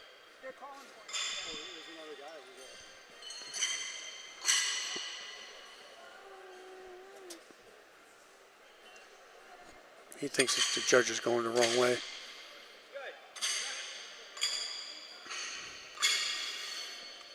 The judge thought they were calling. I brought up an idea to Dalton that we should have some kind of a Buzzer. Yeah. Right at the light scorekeeper. starts flashing like a Absolutely. strobe light, red like a. If we can get a cop's light, Or even if you do like a restaurant when you go and put your name in and they buzz you when your table's ready. But it would even be better if they pushed the buzzer and the light went off and a siren. Yeah. It's tough when you're playing when all the courts are full and you're in the middle and you got to call for a judge. You got to raise your hand. So just something to indicate to the judge that they need him where nobody has to start yelling. Yeah, you have to make an appointment with the judge. Make an appointment with the judge. Here we go. Did you study for all this stuff last night at home? All these innuendos you're coming up with? No, they're just wacky me. They're just natural. Yeah. natural for a broadcaster. Well, I tell you what, you're doing a great job. No, you sore, or you, Dan? I was going to call you down there for a minute, but That's all right. We're gonna blame the crew back there for putting the name up there wrong. yeah, heads are going to roll. So here, another tight call. Yeah. In this, something big happened over there. But Jacques, he wants this points. He wants it. He wants the 6 points bad, and Yeah. So I don't think he'll accept no for an answer here. yeah, I think he got 6 out of Yeah, that. but so that's going to push him up to 10. He did get the 6. It's official now that the official has made it official. He's getting his money's worth out of the judge today. Right. Judges hang around here today. Yeah, at this level of play, you're going to fight for everything you can. Jacques called for the judge right away because he wanted that 6 points. Right. Jacques is feeling it right now. He got 6 points to take the lead, 10-6. Gonna have to tell that judge, don't go far, Judge. Yep, Jacques is still pitching. Jacques looking to land his second ringer here, and he pitchforked it. That's another. I can't see the angle, but that one could rightly be measured also. Yeah, so Jacques, we got Jacques to smile because he put up a gate right there in front. Got a traffic jam, and that one landed. So here we go again. This one, Jacques, well, that one looks clear, pretty clear. So Jacques looks like he's going to pick up 3 points. Yep. I'm so happy. I think the judge is happy too. Judge, what's the most you've seen a judge come in a match?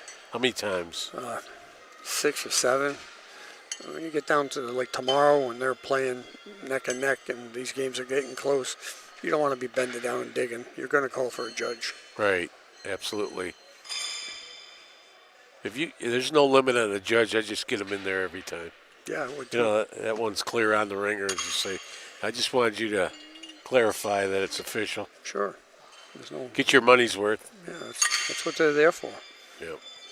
So Jacques Hula's back at it again here. Oh, he missed them both. Tom's looking I at his think he chops said a there. few things there. I might have to open up the mic here a bit. So Tom lands that one. Tom's licking his chops here. Oh, yeah, Pat. He can get 6 out of it, and he does. So we got a 13-12 match here. Just like that, 1 point game. Big swing there as these gentlemen, they take advantage of that open stake, and, it's big points for them. Yeah, they do. You don't at this level, you don't want to give them openings. And if they give them to you, you got to take advantage. If you don't, you're not going to win. Tom Moffitt trying to land a second. He does. Those are the type of shoot Tom wants to throw. They turn right before the stake and pretty much going to go on every time. Jacques looking to fire away right now. Hula. If he misses, he'll have a few things to say down here. Oh. I don't have it mic'd down there, so we'll catch him down here when he... You understand French much? No. Okay, well, here's a replay of that last one. There's that one he shanked. He did 3. So Tom picks up another 3 points. He'll take the lead 15-13. So Tom's very capable of going on a roll, throwing 20 in a row. Oh, I jinxed him again. There it is. I thought I could get away a day without doing it. The Dan jinx. He'll come and talk to me about that after that. I heard that one guy say. Oh, trust me, on Facebook I'll be getting all the messages. Hey, You're leaving town games. anyways. Yeah, I rewatched my games, and apparently you jinxed me every time. Yeah. So Jacques puts that one right on. No problem for Jacques. Hula. Got to keep this match close between these two gentlemen, as looks like Jacques going to get some points here. Here's the second one that Tom missed, and some big numbers here for Jacques Hula. Yeah, he just motioned to the judge with a six-pack call that I've never seen before. It's interesting. So he'll pick up 6 points here, Jacques, and take the lead 19-15.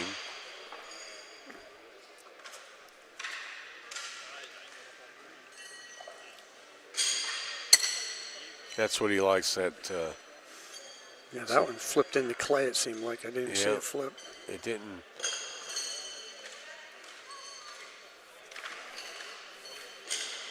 Jacques looking to lay this one out, and he doesn't. Jacques gave it a kick right there. He's looking at the scoreboard. A little bit of emotion from Jacques Hula here in the early going. So Moffitt cancel each other out. Looks like Tom might get the 1 point here or pick up the penny. Tom says, you know what, I'll take that penny. It's a big match. The Canadian pride is on the line here, being both from Canada. You always want to go home saying that you defeated your opponent. Right. Drive around the country of Canada with a sign saying, I defeated my opponent. In just a month or so, they'll meet in the Canadian Championships again, I'm sure. So Tom Moffitt just laid him out there, a couple of ringers, and Jacques needs to answer here with a 3-point lead, 19-16. He does on the first one. That's a solid ringer there. Yeah, nice little leg kick and arm swing there to guide that shoe in there.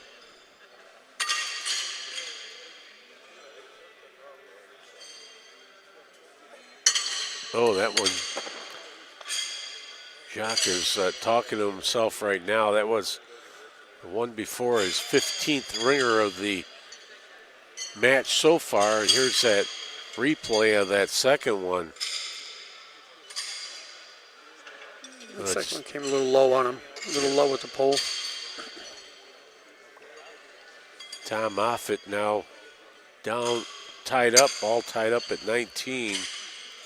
Yeah, Tom is struggling a little bit here from what I know he can do. Seen him for the last few years put on a ringer clinic here and there, but struggling a little bit, but he'll be all right. Tom is from British Columbia.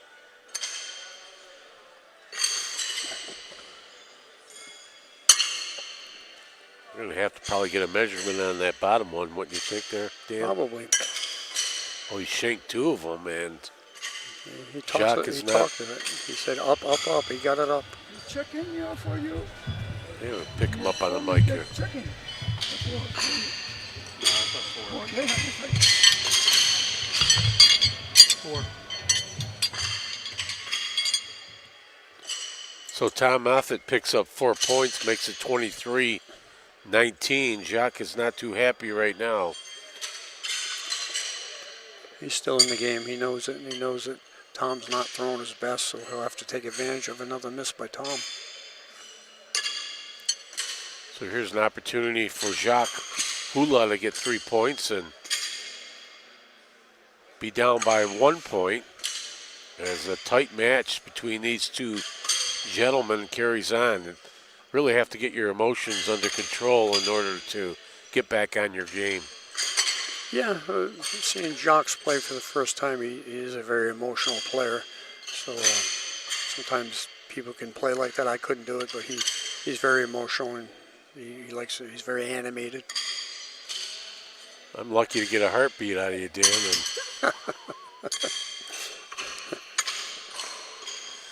so I'm going to study tonight. I'm going to have better comebacks for you tomorrow. Uh-oh. Looks like that second one didn't make it. Is there a judge? No, that wasn't even close. So the first one. Not sure what they called there. I couldn't understand what Jacques said. Well, he got the 1 point. He picked up the pennies, so 23-20. Nice tight match between These two great horseshoe pitchers. Ooh, there's the jinx. That was your turn. I think, Yeah, I think it's 3-1. I'll take credit for that. You got that one. If Jacques comes swearing at me, I won't understand it anyway. So Right, we're both safe there. Nice shoe by Tom. Tom's got a opportunity to pick up 3 right here, and he does. So Those are 2 perfect shoes. That's what Tom wants to do. If he can get on a roll with that type of shoe, he could pull away here a little bit, but he is struggling, so we'll see. So the score now 26-20. Tom Moffitt ahead of Jacques Hula, the 4 and 5 seed, going at it. Tom just a bit low there. Lays that right on the stake, so 1 ringer, and Jacques has an opportunity to pick up 3 points here. Yeah, Tom's second shoe was a beauty. It made that favorite noise we like, that thump.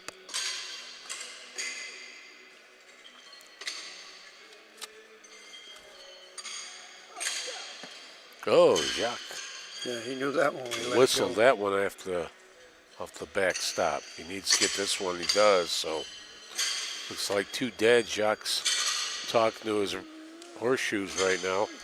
Yeah, some people like to talk to their shoes. I'm not sure what it does, but some people do it. Stepping back up, Tom Moffitt ready to pitch away on his 2 shoes. He's got a 7-point lead. That one, That didn't. Jacques says, wait, I'm going to get that out of the way. dead ring. Yeah, it's a dead shoe. You don't want it in the way. Little house cleaning by Jacques. Big shoe by Tom. Threw a bad shoe, refocused, and came back with a solid ringer. So here comes Jacques. He needs to land both of these, get some points. He's down by 7 currently, 27-20, and he gets the first one in there. Yeah, we really like to make it this one, make it a 4-point game.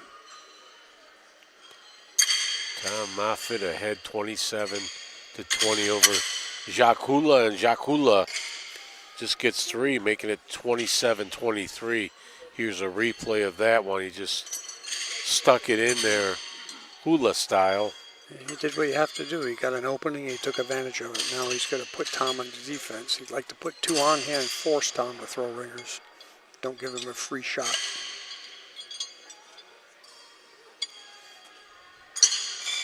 Oh, that one flipped back, so that don't look like that's on the stake. So currently Tom Moffitt with 22 ringers and Jacques Hula with 21. Take that 22. Found its way on there. Now Tom has an opportunity to gain 3 points as there's the first one to nullify the ringer by Jacques. And there it is. So Nice shoes by Tom there. here's his replay on that second shoe that he pitched, and right on. So 3 points for Tom Moffitt. Tom's going to be at 30 now. The game isn't by far not over. Jacques just has to stay within and take advantage of any miss Tom may have. Tom Moffitt only 10 points away from closing this one out, and he shanked that one. Yeah, he's Just a bit high. and you know it. He told me that's been his nemesis all week, a high shoe. Why do you think that happens like that? Why do you just letting it go too late or early? He's holding on to it too long. It's a mental glitch too. Like he knows it's happening and he can't get it out of his head. He's just got to forget about it and pitch his game. So Jacques has one on. Here's an opportunity for Jacques to, and he can't do it. So Jacques is talking to his. 2 dead, 1. 2 dead. Oh, 2 dead. 2 dead, no score. Whatever Jacques just said, 2 dead, no more. So we'll stay at 30-23. Tom Moffitt ahead of Jacques Hula. Yeah, Jacques, like I said, wants to be on the offense now, make Tom play defense. And Matt Fuller likes to say he wants to push Tom. He wants to push Tom to make ringers. That's a good shoe. Nice stiff one in there. Jacques needs to put this one on if he wants the possibility of gaining some points. Ooh, Jacques not happy about that. Both guys struggling to throw that second ringer when they have the opportunity to be first. Tom Moffitt throws that one in, so Tom Moffitt has a chance to pick up 3 points. There he does. He's not the defending world champ for nothing. He can pitch some shoes. He's had some perfect games. He's had a 90% game. He's not on his game at all this tournament, but he's definitely a deadly guy when he gets on. So Tom Moffitt with a 10-point lead over Jacques Hula, looking to stretch it out here a bit and close this match out. Oh, he shanked that one. That same high shoe. He knew it, so he let it go. There it is. Talked about that. Letting it go too late. Yeah, let it go too late, hanging on to it. It's going to go up. Now Tom's talking to himself. You let it go too early, it's going to go short. So you got to find that happy medium. There's the first one by Jacques Hula. Jacques, opportunity here to pick up 3 points if he rings this one up. Oh, he does. So Nice shoes. Nice shoes by Jacques. Jacques Hula now, it's 33-26. Yeah, if he can get his focus down here and put 2 on here, he knows Tom's been struggling on this end. He can push Tom and maybe sneak up to 29 points or even 32 here. Current score, Tom Moffitt 33, Jacques Hula 26. So we go into the deep end of this match, and Nice shoe. Jacques just buried that one. Sure did. Disappeared as soon as he hit the stake.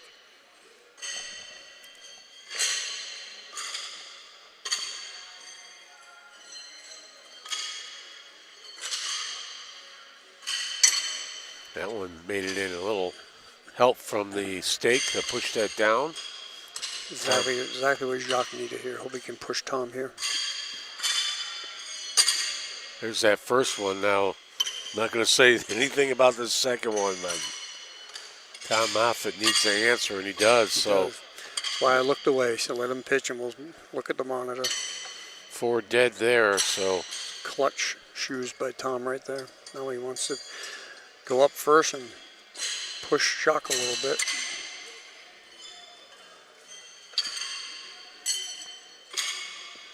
Tom Moffitt with his first one right on. Trying to find that groove in multiple pitches here, and that one just went He a cannot bit get rid of that high high. pitch. Seems like that second pitch from Tom Moffitt is just, he's talking to himself in English. It's just in his head now. It's in his head that he's going to throw it high, and he does. So he's got to fix that. So here's Jacques with an opportunity to pick up 3. There's the first one.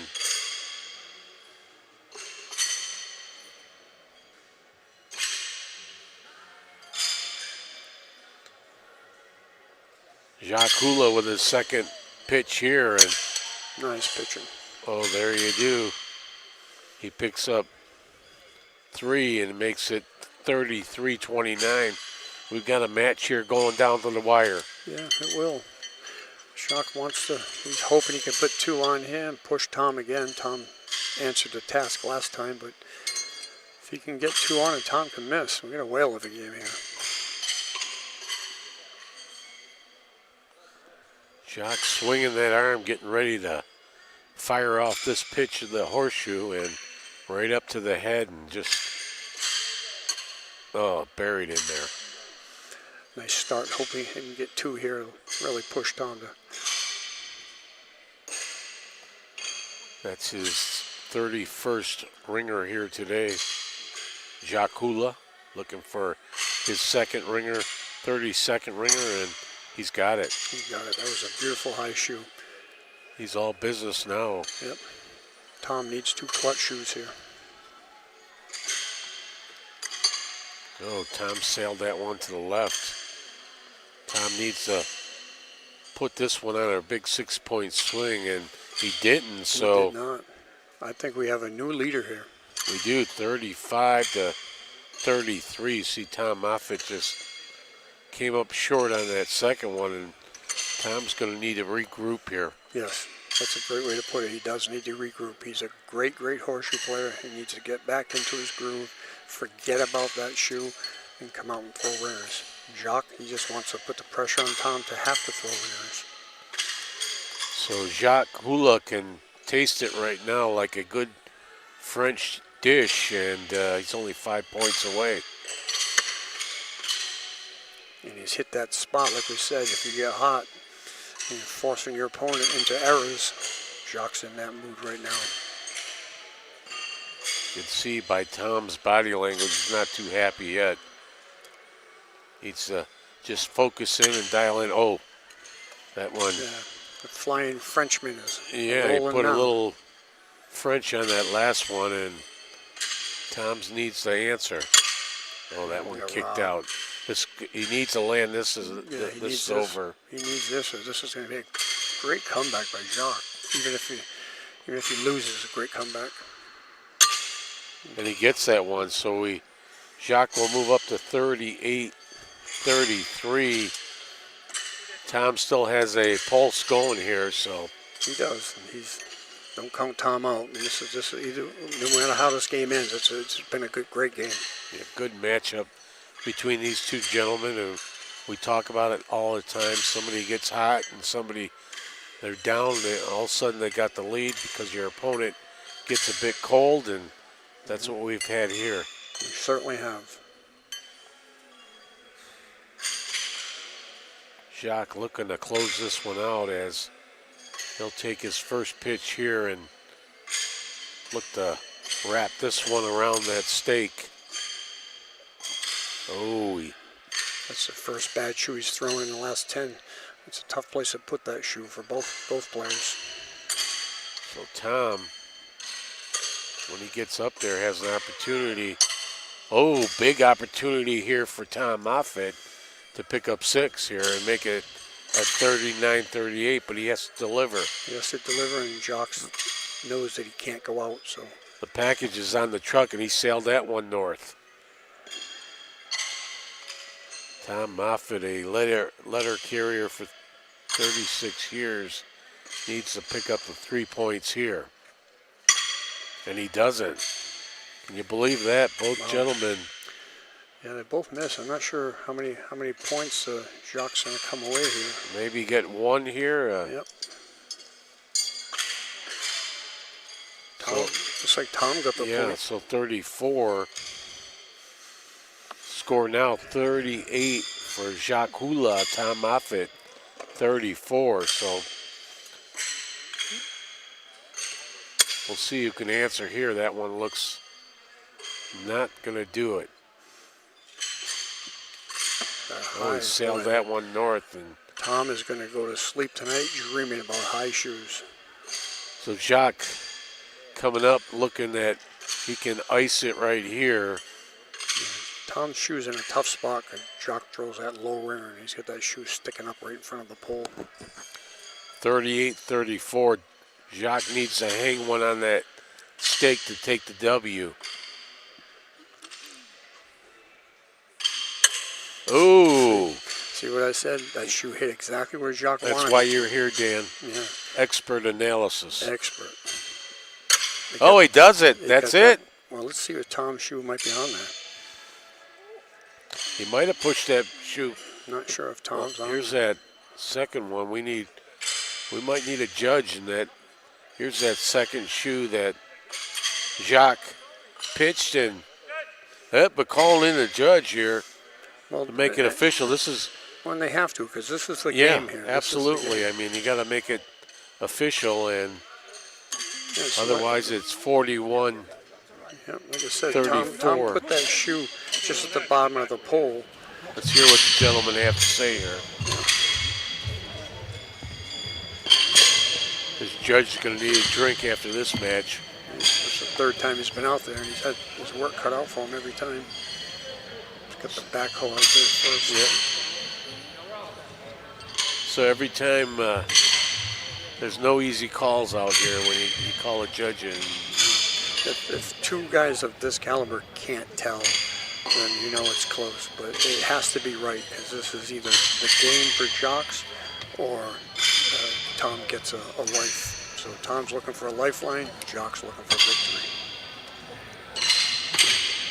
So he'll pull out more tools here, and we got our mic wide open to get any words that are said around this pit by the judge or Tom or Jacques. Tom is just staring intently at that shoe. He wants that shoe to be on. Jacques is pacing back and forth. See what the call is right now as that one's leaned forward to two. They called it a ringer, 2 dead, and Tom breathes a sigh of life. So you heard the judge calling a ringer, and that was close as Tom lives another couple of pitches. Lives to see 2 more horseshoes, and he needs to take advantage of it. That one he did not. 38-34, Jacques Hula over Tom Moffitt, and Tom lands that one. Yeah, good one there. Tom, you know, he's been throwing that high shoe, and it's been in his head, so the first shoe he threw short. So Jacques still controls his destiny here. He needs to land 2 in order to close out this match. He does. A lot of silence going on around this court right now. There it is. So there's one. Here's the one for the victory. If Jacques can land it.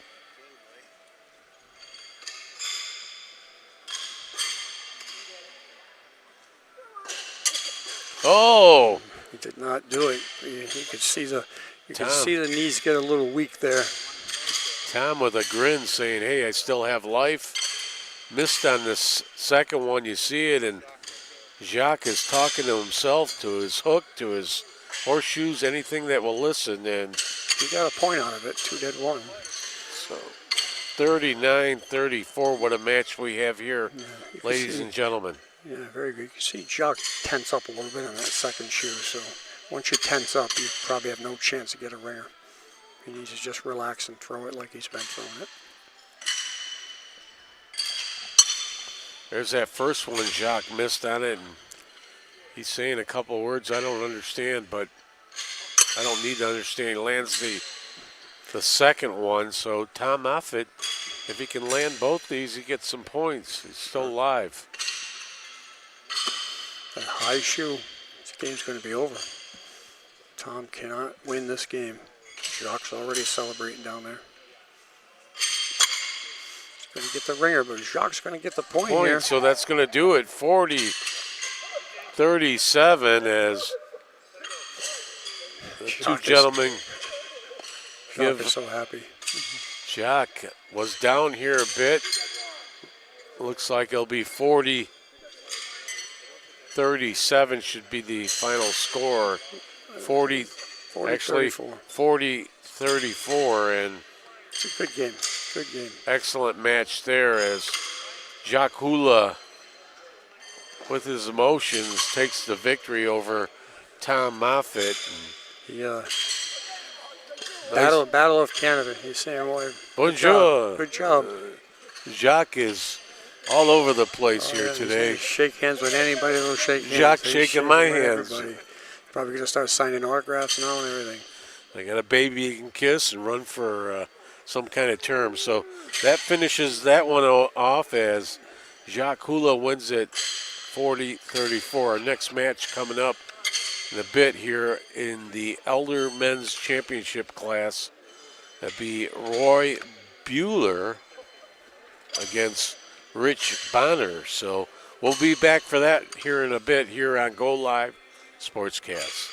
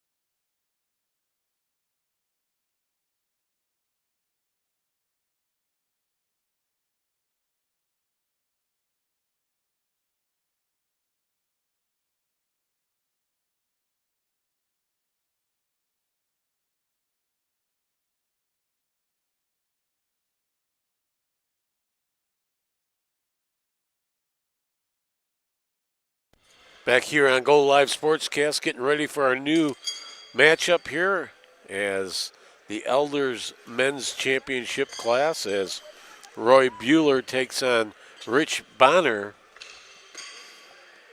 Should be a good match. Roy is from Utah. I played Roy a couple times. He's a very good player. I've never played Rich before, so it'll be my first time seeing him. So Roy will pitch first here. Roy is 78 years old from Utah. And now we have Rich Bonner up here from Milwaukee, Wisconsin at the age of 73. Ooh, it sounds like he hit the top of that stake and went right down. Yeah. They got a mess up there. I think Roy's going to pick Got a traffic jam going there. At least 3 maybe for Roy here. See it on the replay, the last pitch from Rich here. He hit the top of the pole and came straight down. So Roy picks up 3 points here as he had one ringer on. Takes an early lead. Both these guys come out of the lower B class to move up into the A championship, eliminating several of us that were in the A's, including myself. So that means they pitched very well to jump up a whole division to get in the championship class. Roy's just a conventional pitcher. Nothing fancy about his pitch. And now Rich, he dips a little bit lower when he pitches. They're both pretty tall guys. Look to be both about 6'1", so I don't know what it's like to pitch from that height, being only 5'8", but they might have to dip a little bit to get their shoe to be where they want it to be. Looks like we got a couple canceled, but Roy picks up 1 point, making it 4-0. Roy Bueller, 5 world titles. He likes bowling and softball. That one. He apparently still plays softball at the ripe old age of 78. Not sure if that first one got pushed in. Can't tell from here either. Rich Bonner now pitching low. Doesn't look like that first one. He rang the stake there and puts one on, so this could be some points for Rich Bonner. Yeah, 2 beautiful shoes by Rich there. We'll see on that bottom one. Here's a replay of Rich Bonner laying that second one in for a ringer. Should be 2 here for Rich. It is 6-4 is the updated score. Yeah, Rich does bend down a little bit, the knees a little bit, and brings his body up, hoping to get some height on that shoe. Nice shoes there, just no pole. Just pulled them to the left just a bit, so opportunity here for Roy to get some points, and he does the exact same thing. So we might have 1 point here. Yeah, they both struggle down that end. Roy's a pretty much stand-up straight type of guy, just throw it at the pin. He's going to walk away with 1 penny here. Yep, Roy will take it.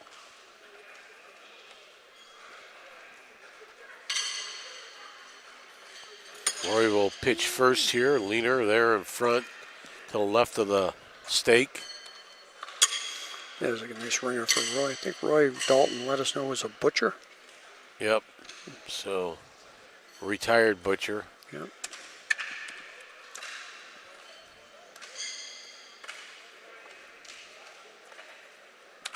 Here's Rich with his second one. Looks like he pushed one in as you see him talking about it on his way down.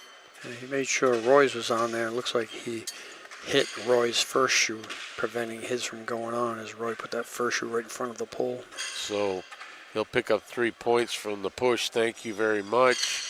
8-6 Roy over Rich.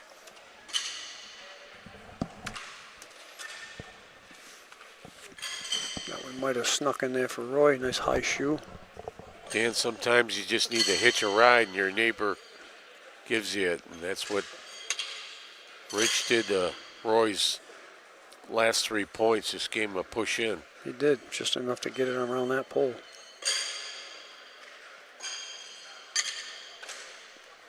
Rich is throwing some nice shoes here. He's just not getting the pole. Oh, he took a ride on Roy's, that one. So it looks like we'll cancel those out. Point there for Roy, making it 9-6. He'll take the penny. Yeah, Roy laid both his right in front. One of them got on, and Rich's second shoe just skated right off them and right on the pole. Those pennies start to add up after a while. They do. They do. As we've seen by the judges' calls here, every penny counts, and if you want that penny, and you have a difference of opinion from your opponent, you get the judge out there, and you'll get your penny if it's yours. Roy just set up a picket fence around that stake, and He did, and it worked. he needs that.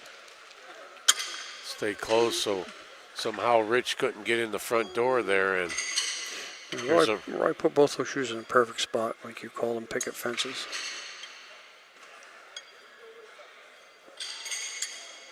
See how they stood up there?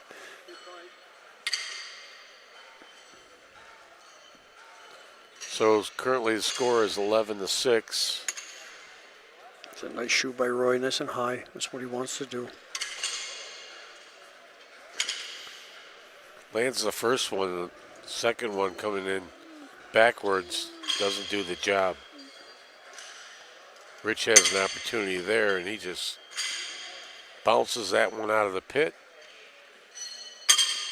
Gets one there, so It's a very nice shoe there. When he gets it up there, very potentially could go on at any time. He's just missing a stake on that first shoe.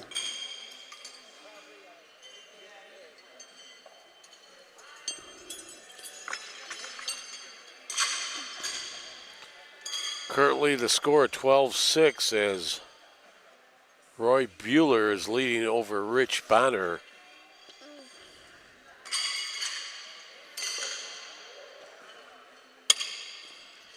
That one's going to be close. Yeah, I think it might need a little push. Nice shoe there. First one might measure to be on there from what I can see. Rich seems to be like Penny Steinke, a fan of purple.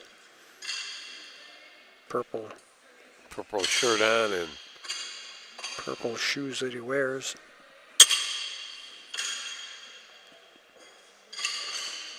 Rich in, as you said, in the purple shirt. Roy in the yellow shirt. Ooh. I think Rich Might get 3 out of this. he might have helped Roy's first shoe get on there a little bit. That one's pretty buried on there. We'll see. That's real close, but not enough. I think Rich is going to get, yep. So Rich is going to move up to 9 here, make it 12-9. Big shoes by Rich to maybe gain some confidence. There's a nice shoe.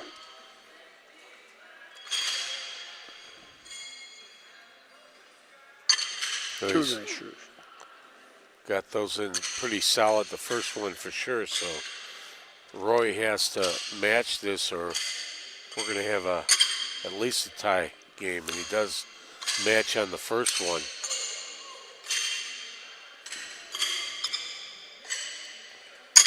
Oh, he does. 4 dead here. Those shoes are beautiful. Nice and high. About 10 to 12 feet. Right on the pin. Little camera jitters in the beginning of the game by both of them, but they've both settled down now. Pitching some ringers. Stepping up now is Roy Bueller, and he sails that one just to the left.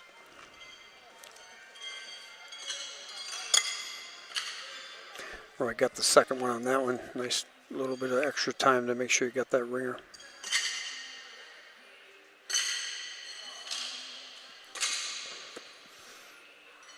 Yeah, Rich hung on to that one too much.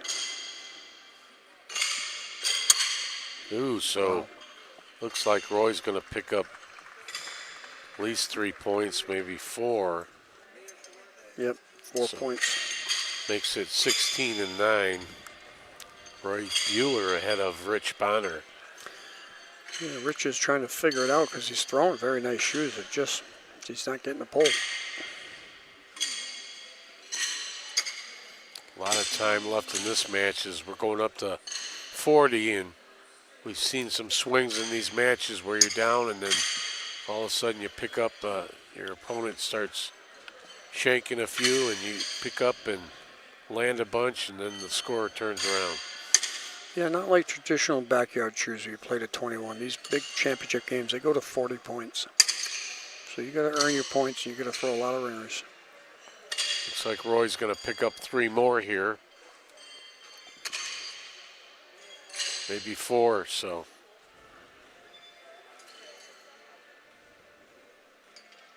He does pick up 4, making it 20-9.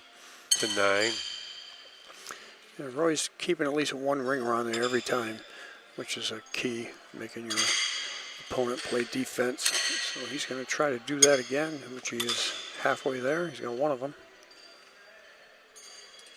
Takes a lot of pressure off when you land that first ringer. And yep, sure did.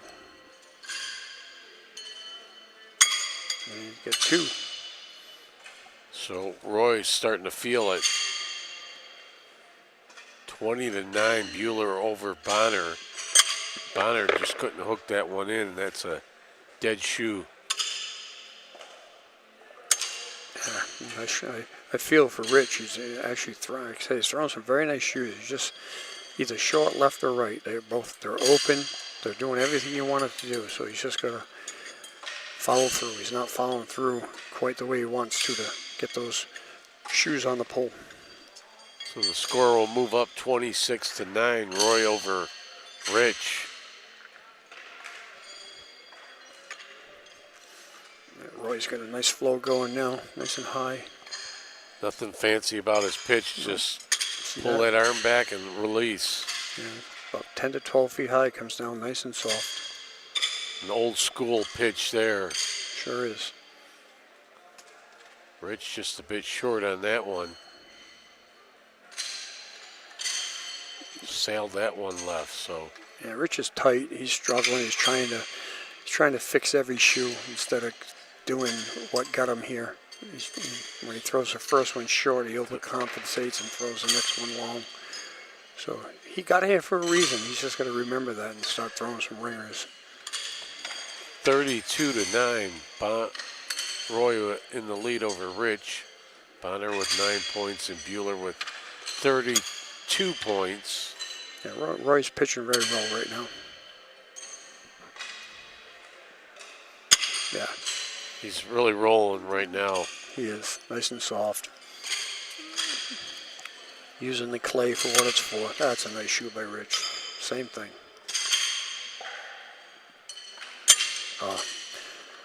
So another 3 points for Roy, making it 35-9. Looking to close this out.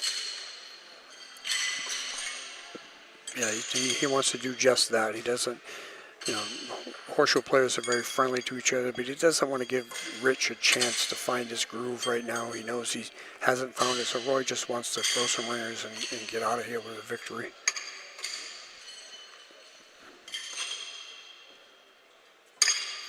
Oh, that one kicked out, so a chance here, but you got to be careful you kick that one in for Roy that's just hanging on there.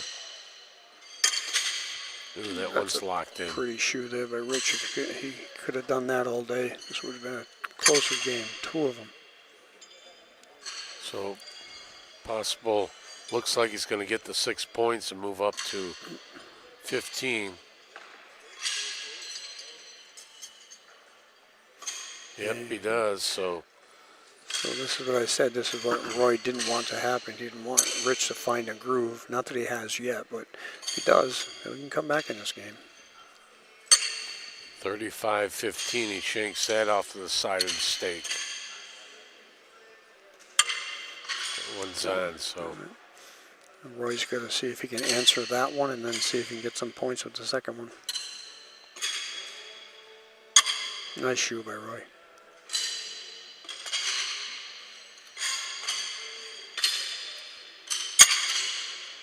They're going to have to fight for the penny there. Looks like Rich is going to get that penny, maybe. sure. I don't know where Rich's bottom shoe is compared to Roy's top shoe.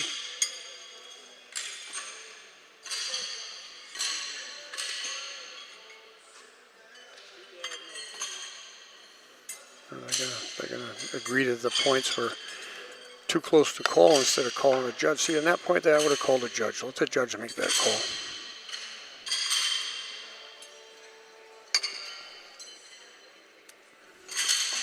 Roy's back at it, trying to add to his lead, and he shanked a couple to the left there. So Rich has an opportunity to pick up some points.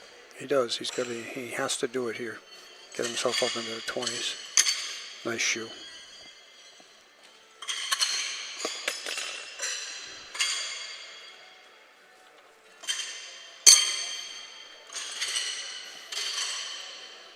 It looks like Rich is going to pick up 3 here. Dropped his hook, chose not to pick it up, and kept pitching. So that'll give him 18 points here, and he can hold Roy off here for a bit and peck away at those numbers. Might have a chance here. He needs to land them, though, and that's not going to do it. Ooh. So Roy wants to see if he can put the hammer down with these 2 shoes. So Roy's got an opportunity to close this match out with a couple. He doesn't do it, so looking to sink the second one in, and he does. So we'll move to 38-18.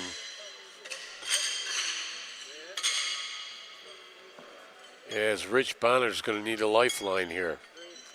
He is. Roy's going to, again, attempt to put 2 on to make that lifeline become very, very short.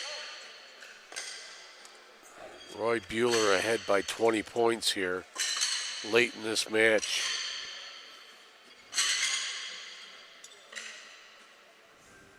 Roy gets the first one on. Here's his second pitch. That one's not going to do it. Rich is going to throw a ringer here. Keep this game alive. Nice shoe by Rich. Big shoe by Rich. Needs to capitalize on the second one to get 3 points. He did. Yep, so he does pick up 3 points. As it makes it 38-21. Good shoes. It's not impossible, highly improbable, but not impossible for Rich to win this game. Especially if he keeps doing that. Nice shoe there, stuck down in that clay. Slid it in there, and that was perfect throw there. And there's There it is. one laid right on top of the other as Bonner's starting to feel it a bit. Yeah, he knows he's going to get another pitch out of it because Roy can't win the game with 2 ringers on there. He's hoping that Roy butchers this one up, and he did. I was waiting for it. I said it's got to happen before the end of the game. I just had to let it loose. We're getting late here. Yeah, no, it was coming. I was feeling it. So Rich is chipping away here. He wants to be on there first again. So now it's 38-24. Rich looking to land that one in, and he does. That one's probably going to give it a little bit of a push here. Get 2 for 1 here. Make sure it's on there. All right, didn't do it. Oh. All right, he kept one close. I think if Roy throws his high shoe, he's going to make sure Rich is on there. And he did. He put it on for him. So here's the opportunity to end this match here with a good pitch by Roy Bueller. And he didn't do it, but is there a penny loose out there? Yeah, Roy's short on that one. I could see it when he let it go. He's going to get the point, but his arm stopped right at his hip. Didn't follow through.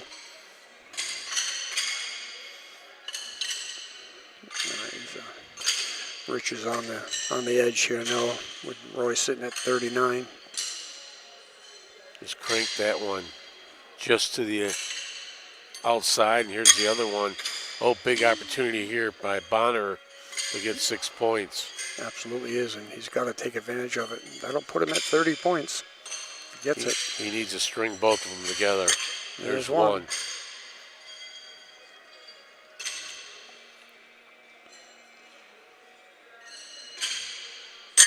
That's 2. Yep, so a huge 6 points there. Very big. You know, if you think about it, if Rich comes out here and throws another double and Roy doesn't top him, it's a 3-point game.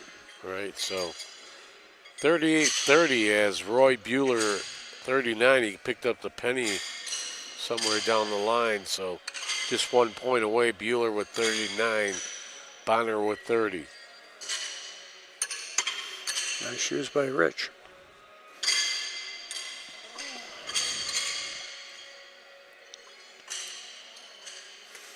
He's short on that one too. But Roy has to throw 2 to win the game, or sneak a penny up there.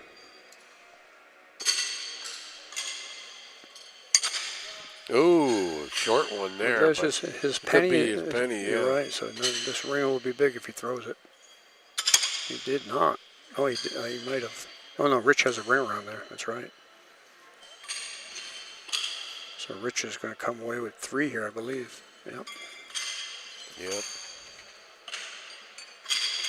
So makes it 39-33 is the updated score, and all of a sudden we've got a tight match here as Bonner and Bueller battle it out to the stretch.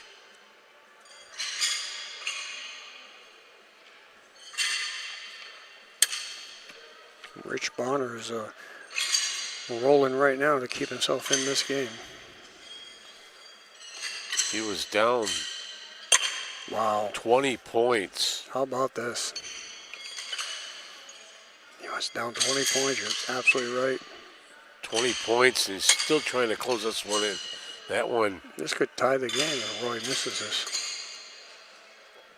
what a great finish He to this. did. Oh, that one bounced off, and We have a tie game. How about that? What a great comeback by Rich Bonner. oh my, look at this. And it's 39-39. What a beautiful match here if you're like the excitement of horseshoes. And look at that thing spin off. And You can see the so I disappointment. have to say it Roy. again.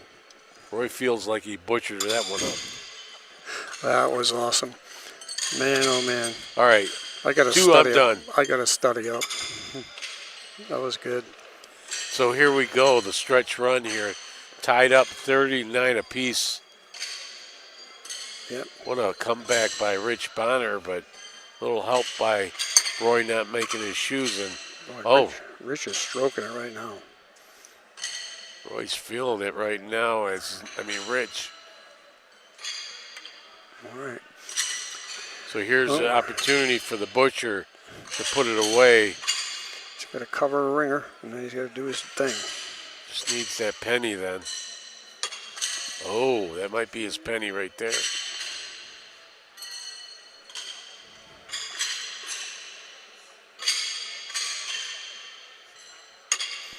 So he wins it right there on Wow, that. what a big shoe by Roy Bueller, and what a tremendous comeback by Rich Bonner here. What a game to watch. Rich Bonner was down 20 points, and he got back into it, and it just went down to 1 point between these two gentlemen, and you see him shaking hands. What a excellent match if you're viewing horseshoes, and that will close it out. So the final score will be Roy 42. I think it's 40. No, 1 point. He only got 1 point on that. So 40-39, and they'll take the W, and that will wrap that one up. We'll take a quick break and be back with Joan Elmore versus Mona Lane here on Go Live Sportscast.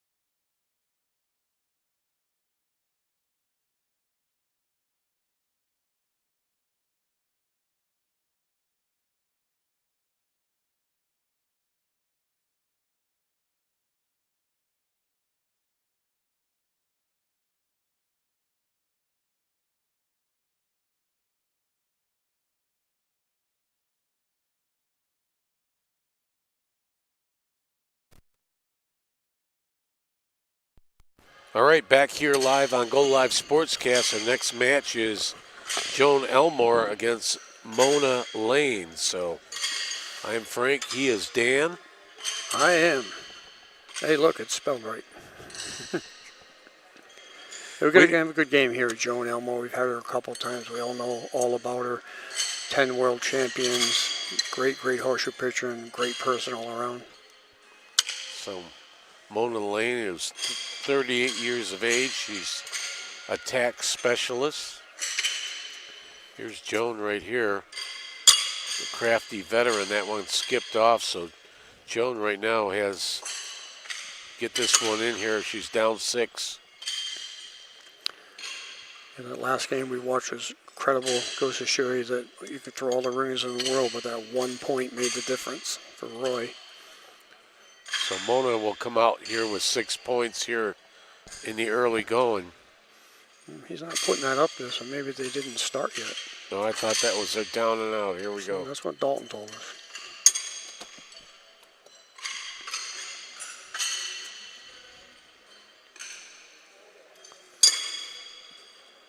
Jones coming off a great game against Jenny Gegg, which she only got beat 40-39. Well, it would have been 6-0 if it was in real life. So that was just some more practicing here. So we'll wait till they flip down here and get this match underway.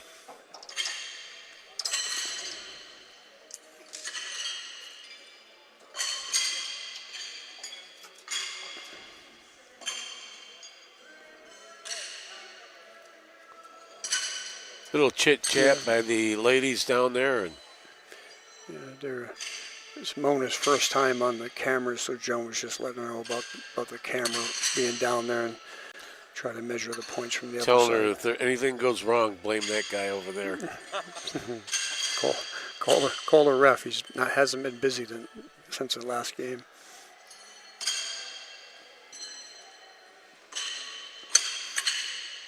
Mona's a pretty much straight up standard flip shoe pitcher with one soft flip. Mona Lane from Wisconsin, Stevens Point, Wisconsin, and Joan Elmore from Tennessee, Mount Juliet. 2 good shoes. I think Joan's going to help that standing one up get on there. She did.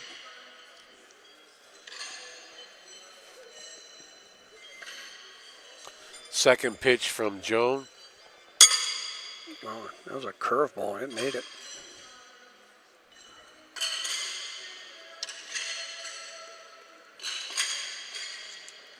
So we'll see.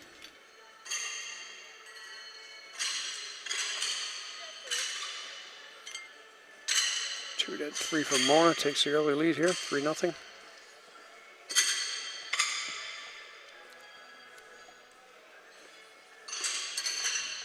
That one looks like it's a bit short there, Dan. A tad bit short on that one. Stuck in the clay. I don't think it's going to move. That one's short too, so Mona Lane from Stevens Point, Wisconsin, with a 3-0 lead opens the door for Joan Elmore to pick up some points, and she cranks that one off to the left. Yeah, Joan wants to start to find the groove here, as we know she can. Right, so she's going to get 3 back here. Don't think that bottom one made it. We'll see when she picks this up, but I think they're going to take a look at it.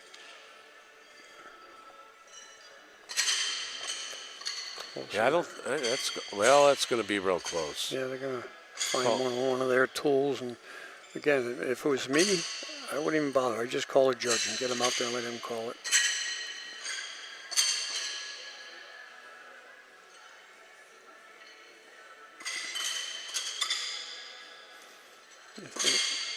I'm thinking about, I'm in my groove of my game. I don't want to start bending down and digging. I'm just going to stand there and let the judge call it. So it looks like it's going to be 3-1 now. So Mona picks up 1 point, or Joan gets 4 points. So I guess it was 2 dead, 3 no score. Oh, no, 2 dead, no score. So that means they counted Mona's ringer down there. So we got a tie match 3-3 going up to 40, and that one slides in there. It looks like that one's good as it sits there, but Mona's got an opportunity to knock it out or push it forward more. It definitely did slide on there, which is rare in clay. That one's just off to the left.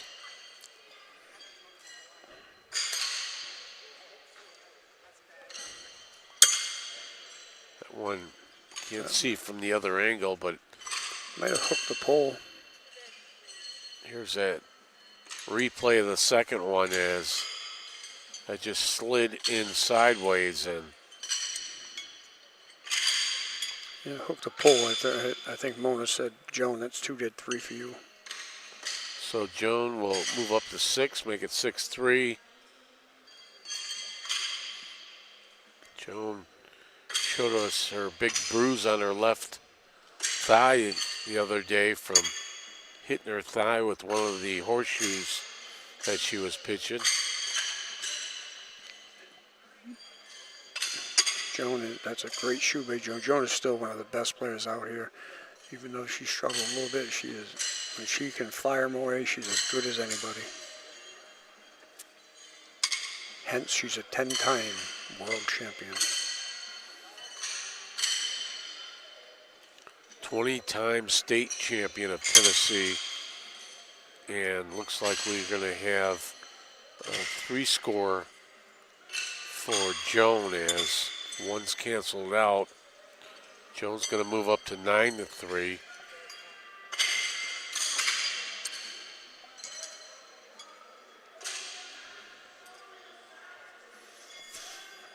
Joan, as we've been saying all throughout the tournament, wants to pitch first and push Mona to have to cover her.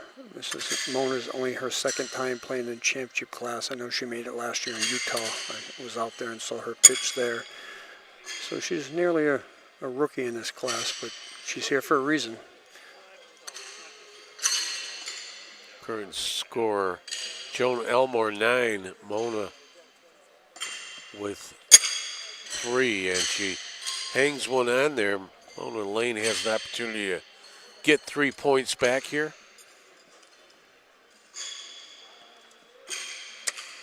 Ooh, now she's got a match or lose 3 points. If she can get this on, she'll pick up a penny, which she did. Nice shoe. So make it 9-4. Looked like on Mona's first shoe, she might have slipped a little bit and forced her to readjust in mid-flight, and her arm flew a little high on that one. What kind of shoes do you prefer when you're playing? I've seen many varieties here. I've seen boots. I've seen tennis shoes. I like New Balance flat bottom shoes. I don't like running shoes because like Mona has kind of a high heel there, and I have problems with my heels. I have several surgeries, and I can't afford to fall off my heel, so I like a nice flat New Balance shoe on my feet. Joan puts that one on. She's looking to match, have 4 dead here. Otherwise, oh, that one bounced out, so Mona's going to pick up 3 points here and make it 9-7 with Joan in the lead. That's one of those shoes you know what to do. You threw it perfectly. Joan was probably walking down there thinking it's going to be on, and then it hits and bounces off. We've all been there. And back to the shoes you wear. I played against a guy a couple years ago who wore cowboy boots and spurs. Really? Oh, yeah. Anybody wear any flip-flops? It's illegal. You can't wear an How about sandals? Nope, you can't wear anything uncovered that uncovers your toes or anything like that. So I can wear my platform shoes, though. Well, you can do that, yep. That make you taller. Platforms, high Is that heels. going to help me at all? I'm not sure. It might help you and may scare your opponent into letting you win. Right. Whatever it takes, right, Frank? Yeah, hey, if I can get the W from wearing platform shoes, why not? Big 6-inch off the ground. So it looks like Mona's going to pick up some points here again, and take the lead. We have a tournament back home. We call it Halloween Havoc. You have to play your first 2 games in full dress costume, whatever you come as. I'm a big Michael Myers fan, so I come as that character, and everybody's afraid to play me. You have the mask on and Got everything. the mask on and everything. You got to play your first 2 games in full gear there, and you get extra points if You throw better, you pitch better. Geez, you know something, Frank? Funny you asked that. When I had that costume on, I think I pitched like 18 ringers in a game. Really? I thought I was going to bring it here and pitch with it in this tournament. Put the whole. You probably could. Is there any I don't think there's a stipulations? rule. No, I have to look it up if there's no rule. You know, I would have loved to call that and say Michael Myers in Yep. Court 5 over there. And No rules that say that. I may just have to bring it next year. yeah, I mean, if it's. You're probably superstitious and you have a good match and you have a bunch of ringers and I don't know. I'd push it until you have a bad game. Yeah, or I may just put the fear in my opponent and they may just shrivel up and that's it. Look at it this way. It's 2 things. You're putting the fear in your opponent and it's bringing you good luck. So, Geez, Frank, you're talking me into that. I might have to get a new mask.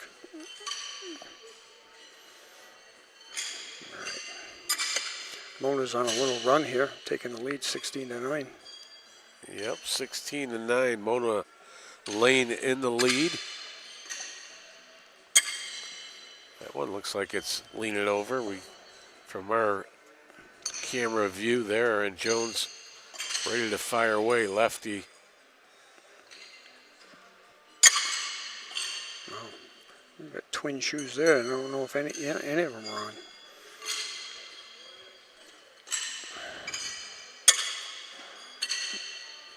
Looks like she might get 3 out of this. Yeah, one of them's on. I'm not sure what that other shoe's doing on the other side.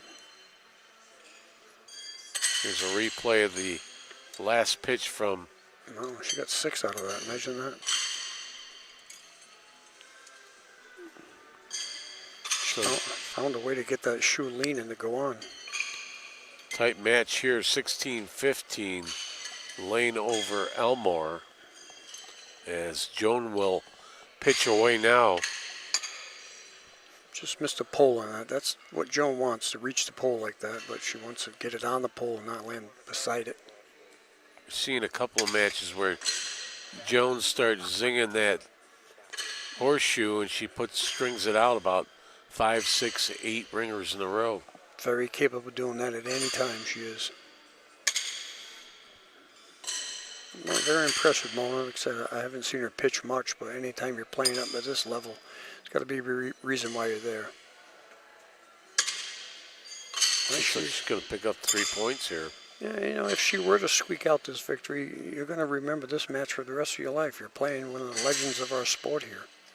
Absolutely, and I'm sure she's seen Joan pitch a lot of matches, and she's only 38, so when Joan started pitching, I don't believe Mona was still back in diapers, probably.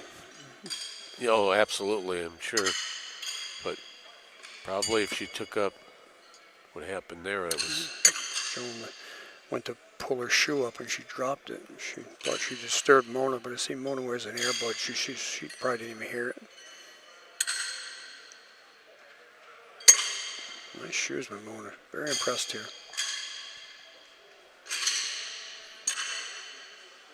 Mona lays those 2 on. Now Jones going to have to answer or give up a few more points. And that's Joan Elmore right there, right at the bottom of that stake.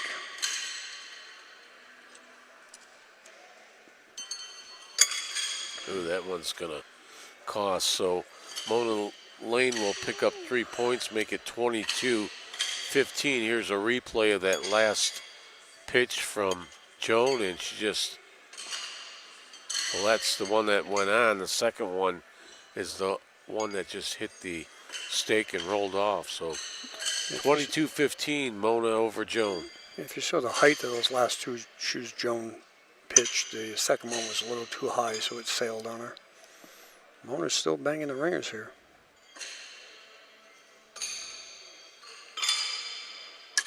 Another one. She's pitching very, very well early in this match.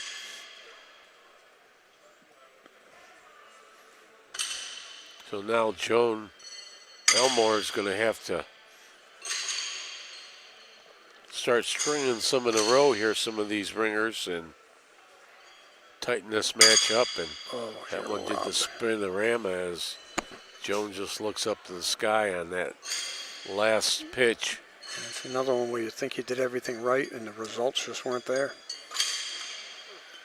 Wow, that one just did the dance there. And Yeah, so, yep. And go either way. They can dance and come on a pole or dance and do what that one did.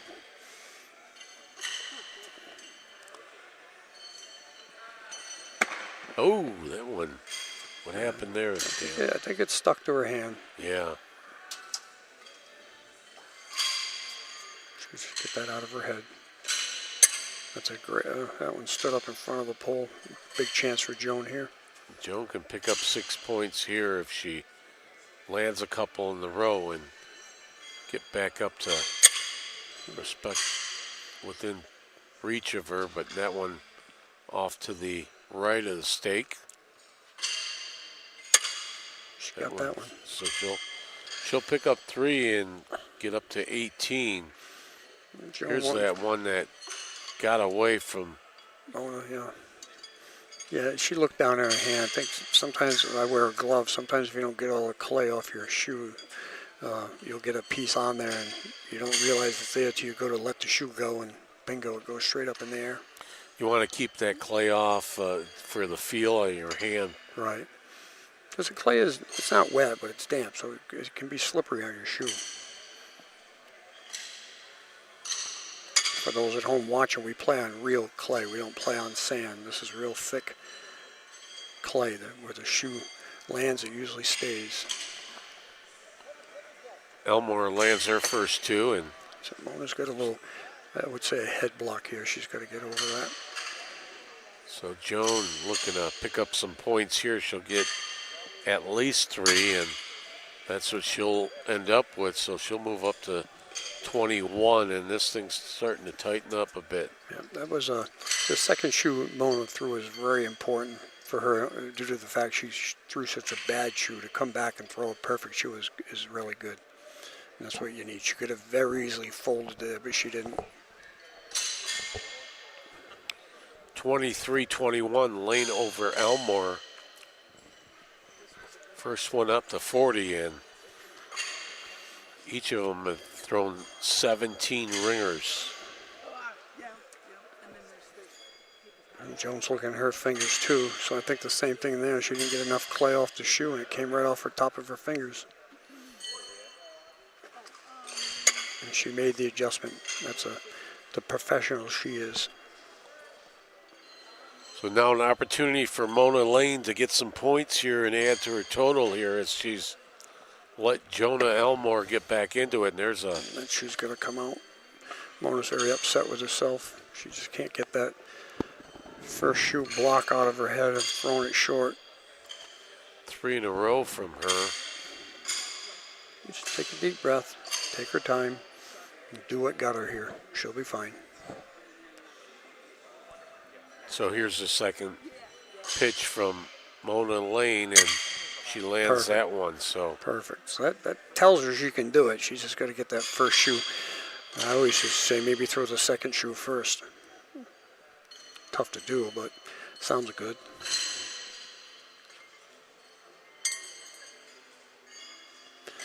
Jones trying to see if she's got a point there, because points are going to be big in this game. So if there's a point there, Joan wants it.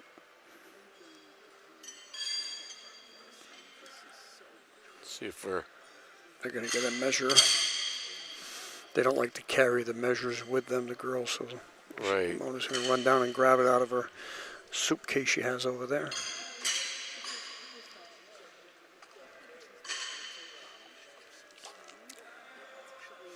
I always thought we should just buy about 100 of them things and just keep them right on the court so that nobody has to carry one.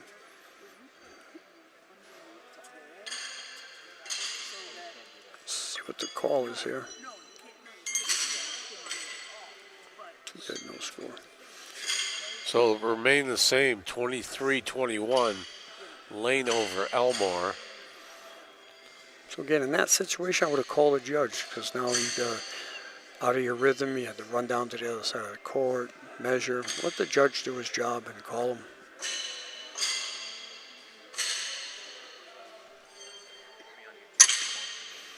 So she lands the second one there. Mona Lane getting that ringer right there, but Elmore has got an opportunity to gain some points here on her 2 pitches. Doesn't do it there, so. She don't know what to do with that shoe. She's throwing it very well, but it just won't stay on the pin for her. It's like that was there. Looks like nobody gets any points on this one. This could be one of those games that comes down to a point again because they're throwing ringers and getting points, throwing ringers and getting points, so every point's going to count. Nice tight matchup here again as well. Looks like Mona's going to get 1 point, make it 24-21. So they both had a ringer and Mona's point was closer. Nice shoe. She see that's her first time she threw her first shoe very well in a while. You could see that shoe flip as it came in there. Yeah, 2 nice shoes by Mona. She's got that little glitch out of her mind now. Hopefully she'll come back strong. So it looks like she's got those 2 on pretty solid, and Joan's going to need to answer. She does on the first one. Yeah, she hammered that one. That's Joan Elmore. That's Joan Elmore from years ago. We've seen this a lot when they're stacked up like that. Again. They start bouncing too when you're trying to get that second shoe in there, but that one's stuck in there real good. So 4 dead. We'll stay at 24-21. Mona Lane over Joan Elmore.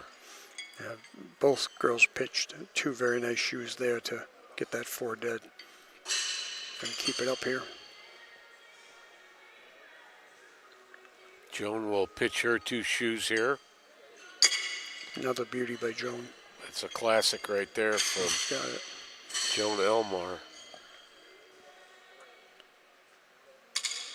That one you could see just reaching for it as she delivered it. But Yep, she hung on to it too long, but it was a great shoe. She just hung on to it too long. Mona Lane has an opportunity to add to her lead, and she lands in the first one, looking to get 3 points out of this with the second one. Oh, she wanted that one. You can see her in action. She's pitching well, though. Looks like Joan might get the penny here. See that one on the replay. Yeah, I believe you're correct with that call.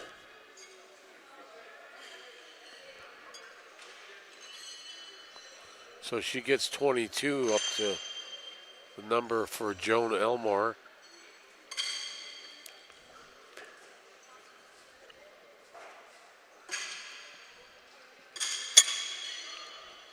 No luck on that one for Joan.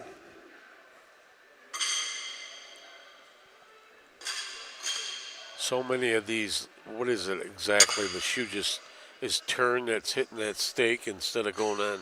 Yeah, it turned too quick, so the points of that shoe hit the stake first and made it flip to the right there. Chance for Mona Lane to get some points again, and she needs to sink in the second one in order to get the points.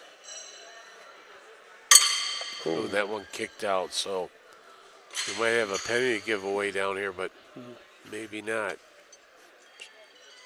Looks like they're all touching that stake. Mona's second shoe hit Joan's shoe that was already there, and instead of getting some clay and holding it, it bounced out.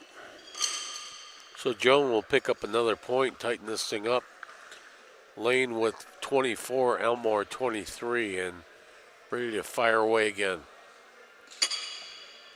There's one right on solid. Beautiful shoe by Joan.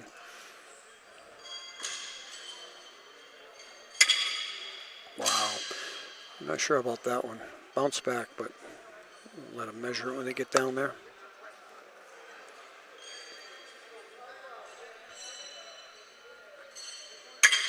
Oh, she Mona's pushed going it to kick in. it on for her.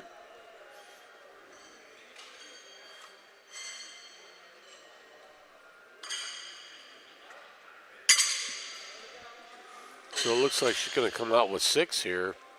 Yeah, very, very well could. Joan Elmore going to pick up the double here, move up to 29-24 and take the lead. Yep. She gave the old whoop-de-doo sign. So all of a sudden you bat your eyes and she gets 6 points and takes the lead. Yeah, she's a good closer, Joan. She could go on that run right now and take this game away from Mona, who's been pitching very well. That one looks close.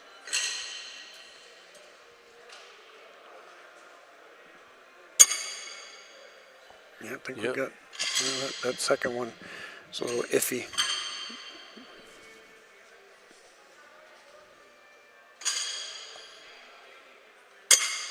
Nice shoe by Mona there. She needs this one. Nice. So we'll do some digging down here to see if it's 4 dead or... Yep. We know Mona's are on, so Joan's going to want that ringer. Yep, 4 dead. Clutch shoes by Mona there, very clutch. Absolutely, with Joan only 11 points away from taking the W here. What a pretty shoe that is. That thing floated right on the pole.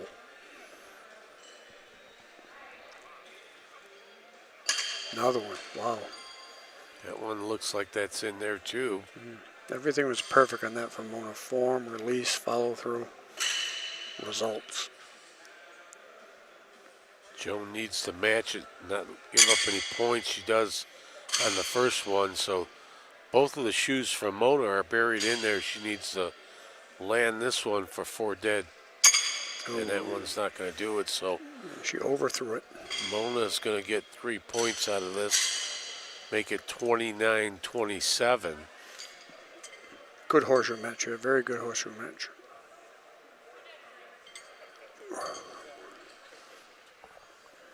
Mona Lane picks up 3 more points to make it 27.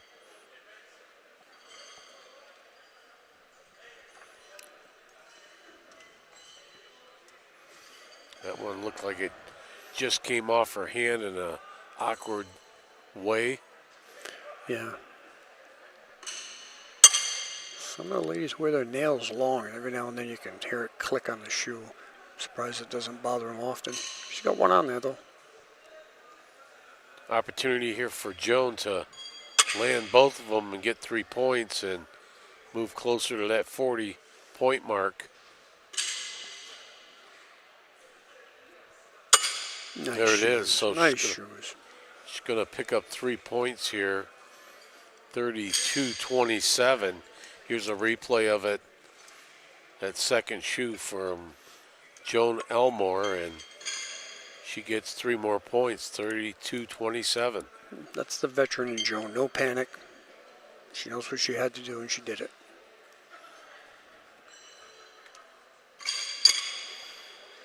Nice shoe there by Joan. Joan starts ringing these ringers in, and you go on the defense to keep those points close to her, and there's what you have to do again here. So you got to go on the defense.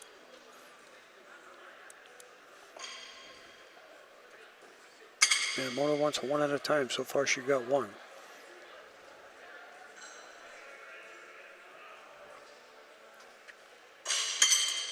So it doesn't look like she's going to get them both, so... Tried to hop it on there. Joan's going to get 3 more here and be closer to that 40 mark as 35-27. Yeah, Joan, she's got that killer instinct in her. She's not gonna give you anything. You gotta earn it. She's just, score was tight, and you just hang around, and all of a sudden you get your advantages and opportunities. You're separated, but this isn't over yet. So Joan just missed on her first one.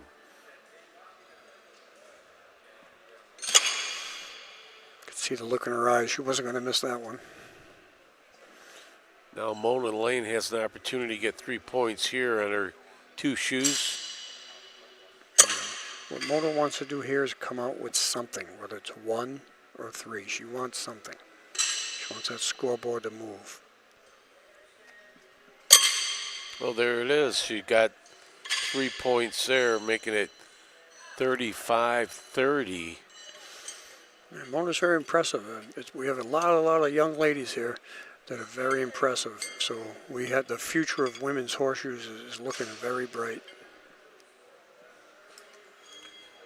Looks like we're going to have another tight one down to the finish here.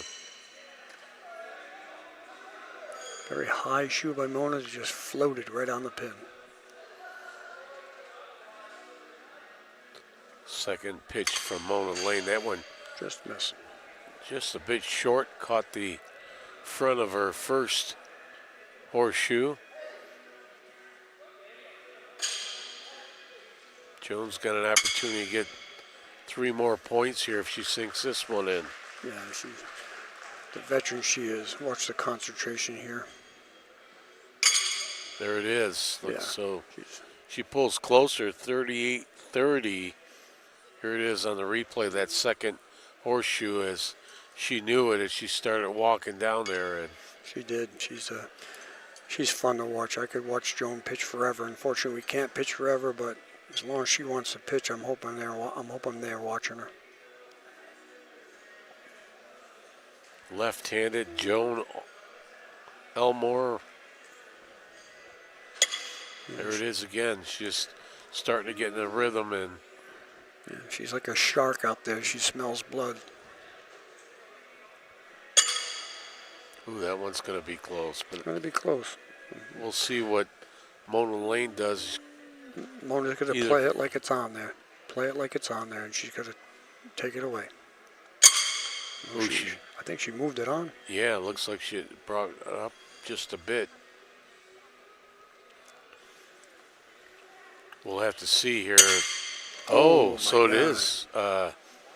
She It's put- going to depend here. what a- Well, actually, she's got one on, one against, one dead, and that will do it. Oh, wow. So imagine that. She put Jones on, and then her second shoe was on, and it came off. What a victory for Joan. Great game. Mona played very well. So Joan Elmore beats Mona Lane 41-30. Another great match here, broadcasting on Go Live Sportscast. We'll take a break and be back for the men's here at about 2 o'clock. Beautiful.